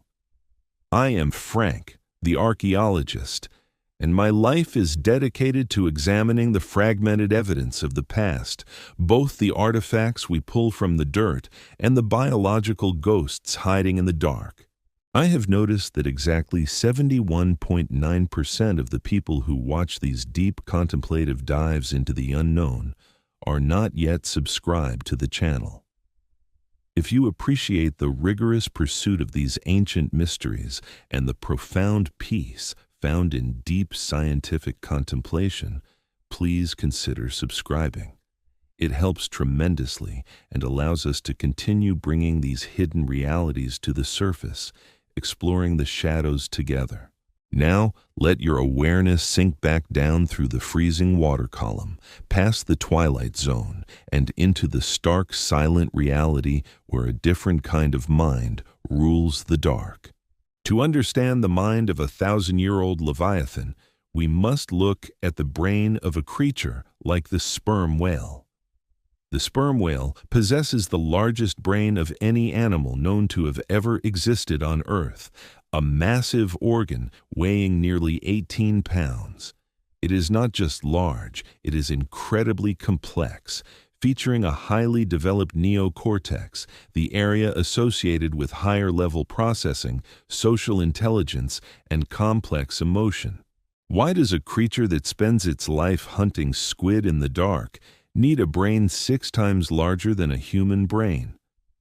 The answer lies in the sheer computational power required to process acoustic information in a 3-dimensional, lightless environment.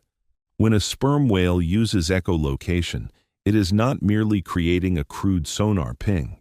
It is painting a highly detailed, 3-dimensional acoustic holographic image of its surroundings, capable of detecting the exact texture, density, and internal composition of an object miles away.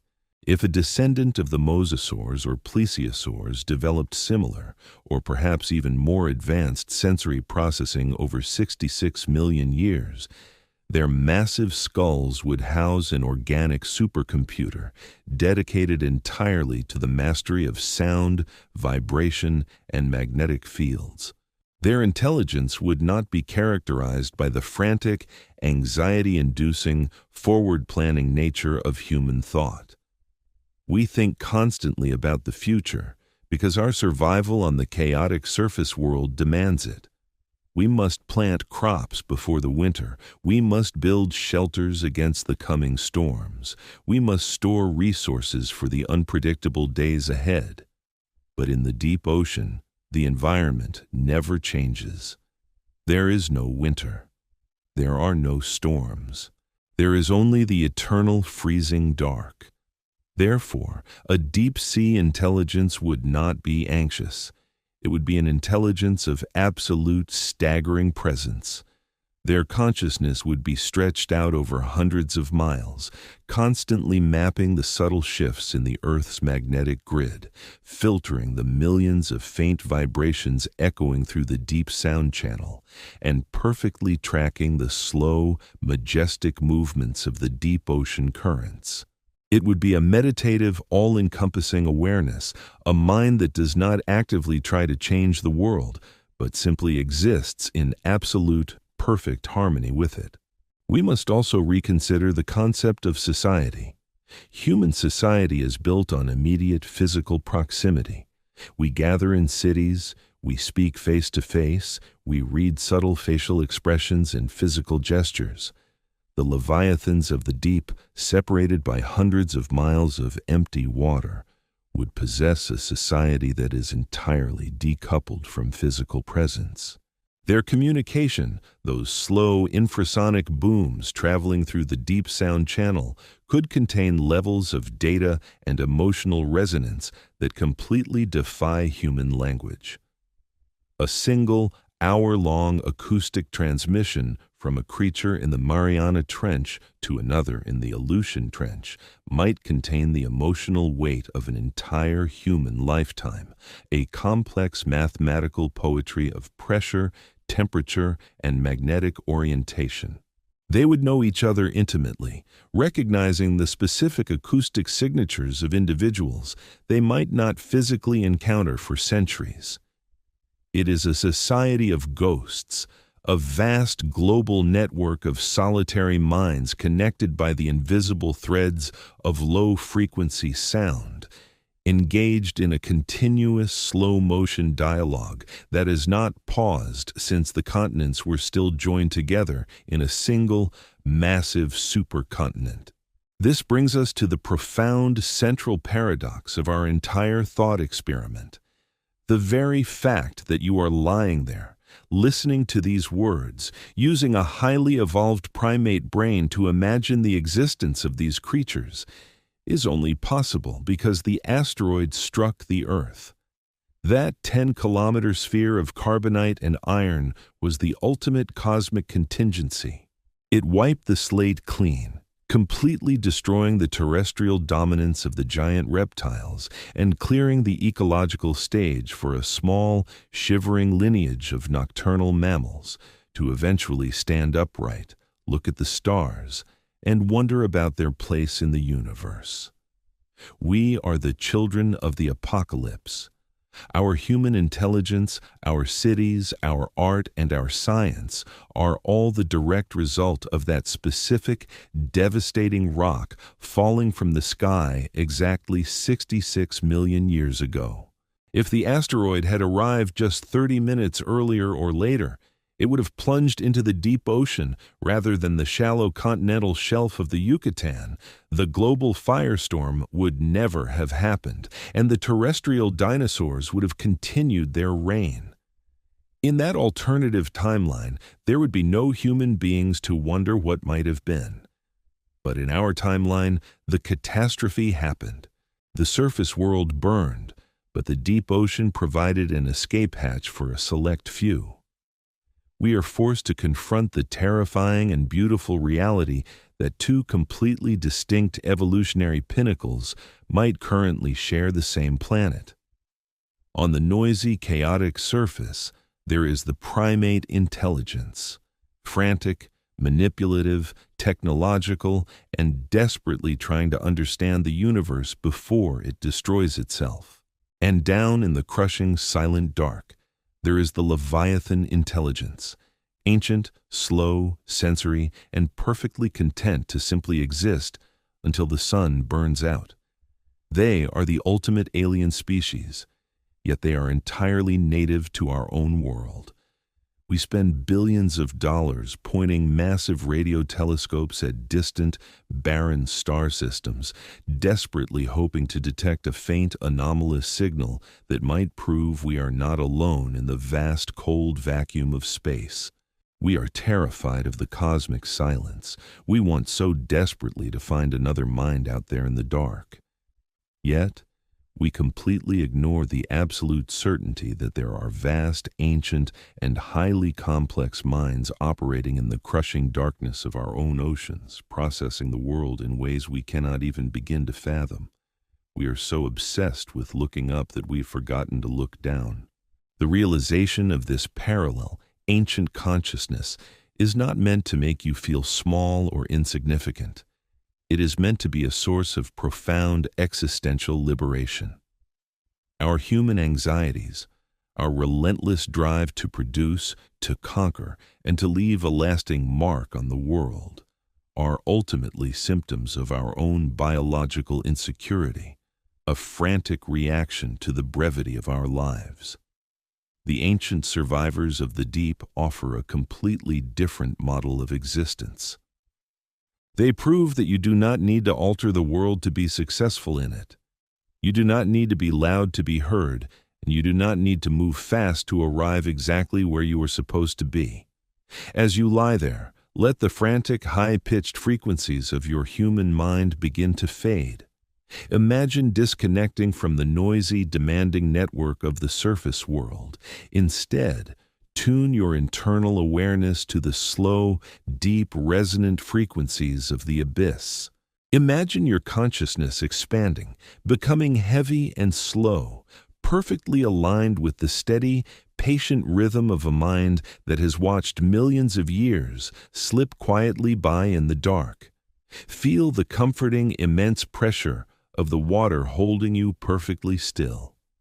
You are completely safe from the chaotic storms of the surface. You are perfectly suspended in the dark, silent center of the world. Let the slow, ancient thoughts of the deep ocean wash over you, smoothing away the sharp edges of your daily anxieties. Sink downward into the quiet, into the ancient, untroubled dark, and let the peace of the deep carry you into a profound, undisturbed sleep. To reach the absolute culmination of this evolutionary journey, we must turn our gaze inward, reflecting on the psychological and philosophical reasons why humanity is so deeply obsessed with the concept of surviving prehistoric monsters. We are a species that desperately abhors a vacuum. When we look at a blank spot on a map, our instinct is to fill it, either with our physical presence or with the terrifying projections of our own imaginations. Ancient cartographers used to draw massive twisting serpents and multi-headed krakens in the unexplored margins of their parchment charts, labeling them with the ominous warning that, "Here there be monsters." Today, we laugh at such primitive superstitions, confident that our high-resolution satellites and our autonomous underwater drones have banished the shadows of myth and replaced them with the cold, hard illumination of empirical data. We proudly declare that the age of discovery is over, that the world has been measured, weighed, and thoroughly categorized. But this supreme confidence is an illusion born of our terrestrial bias. We look at the surface of the ocean and assume we have conquered it, simply because our cargo ships can cross it without falling off the edge of the earth. We forget that the surface is merely a two-dimensional boundary hiding a three-dimensional universe of almost incomprehensible volume. Before we make our final descent into the ultimate philosophical depths of this alternate reality, I want to pause and speak with you directly one last time. I am Frank, the archaeologist, and my greatest privilege is guiding you through the obscured narratives and the forgotten silent spaces of our incredible planet. I have noticed that exactly 71.9% of the people who watch these deep dives into the unknown are not yet subscribed to the channel. If you appreciate the rigorous pursuit of these ancient mysteries and the profound, settling peace found in deep contemplation, please consider subscribing. It helps tremendously and allows us to continue bringing these hidden realities to the surface, exploring the shadows together. Now, let your awareness sink back down, past the limits of human knowledge and into the stark, silent reality where the final secrets of the deep reside. The fossil record, which we treat as the infallible gospel of biological history, is actually one of the most incomplete and highly selective archives imaginable. Fossilization requires incredibly specific, highly improbable geological conditions.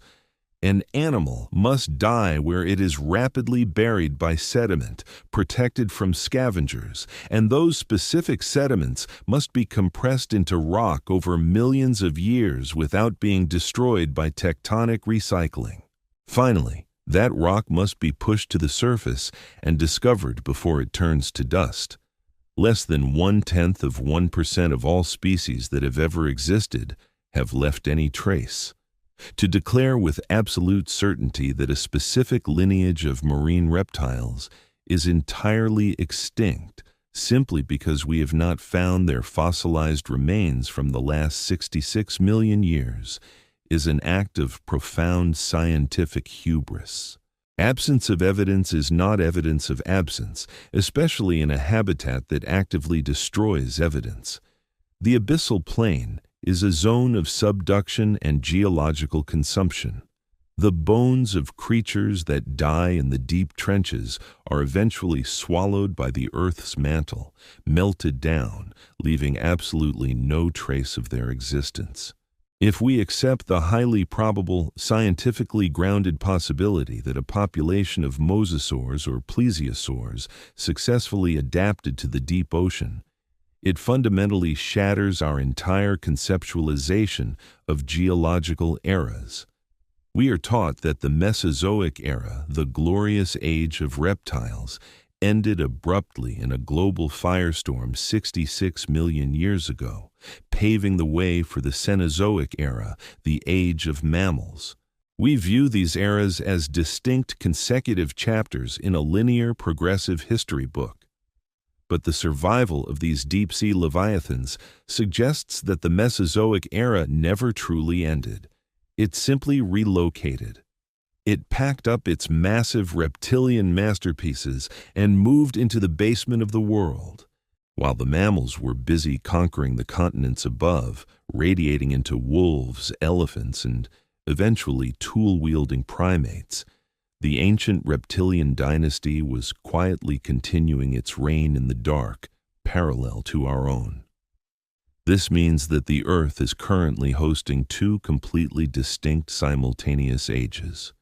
We are merely living on the sunlit roof of a planet that still belongs in its vast, crushing depths to the magnificent monsters of the Cretaceous. They are not our biological predecessors. They are our silent, unknown contemporaries. There is a profound, almost terrifying beauty in the realization that we share our planet with an entire universe of life that operates completely independently of human existence. The deep ocean does not need our sunlight, it does not need our oxygen, and it certainly does not need our observation to validate its reality. In quantum mechanics, there's a famous principle that suggests the very act of observing a phenomenon fundamentally alters its state. Humanity has applied this principle to the macroscopic world, aggressively observing, categorizing, and altering every ecosystem we can reach, reshaping the entire biosphere to suit our insatiable needs. But the deep ocean is the ultimate refuge from human observation.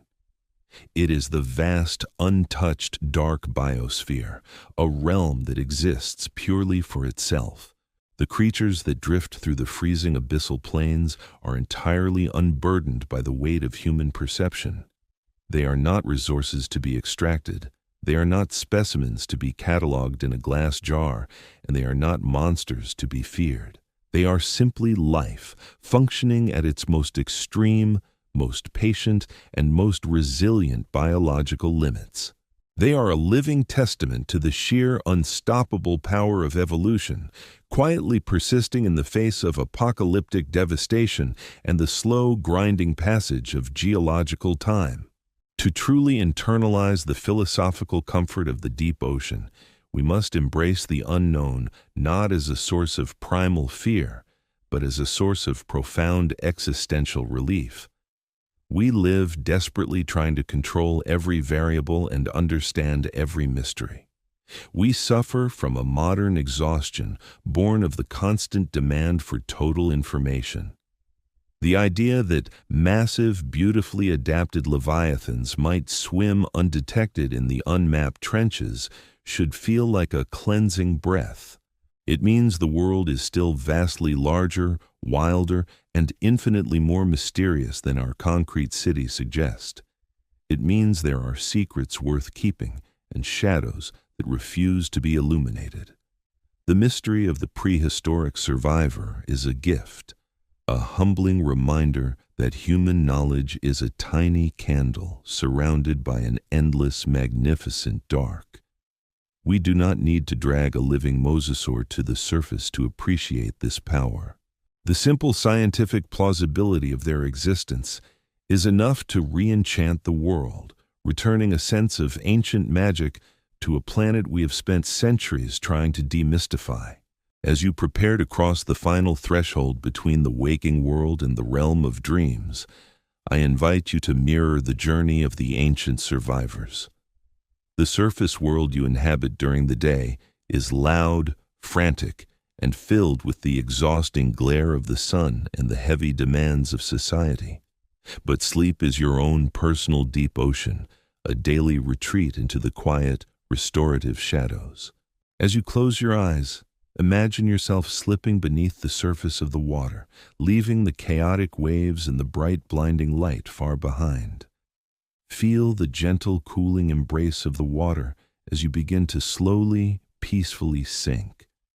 The frantic noises of the day become muffled, distant echoes, replaced by the slow, rhythmic, comforting sound of your own steady breathing. You are descending past the twilight zone of your lingering anxieties, drifting deeper and deeper into the heavy, pressurized safety of the dark. Imagine the immense, silent landscape of the abyssal plain stretching out infinitely before you, a sanctuary of absolute stillness where time slows to a glacial crawl. In this quiet, unbothered space, you are completely safe. You do not need to perform, you do not need to understand, and you do not need to carry the weight of the surface world.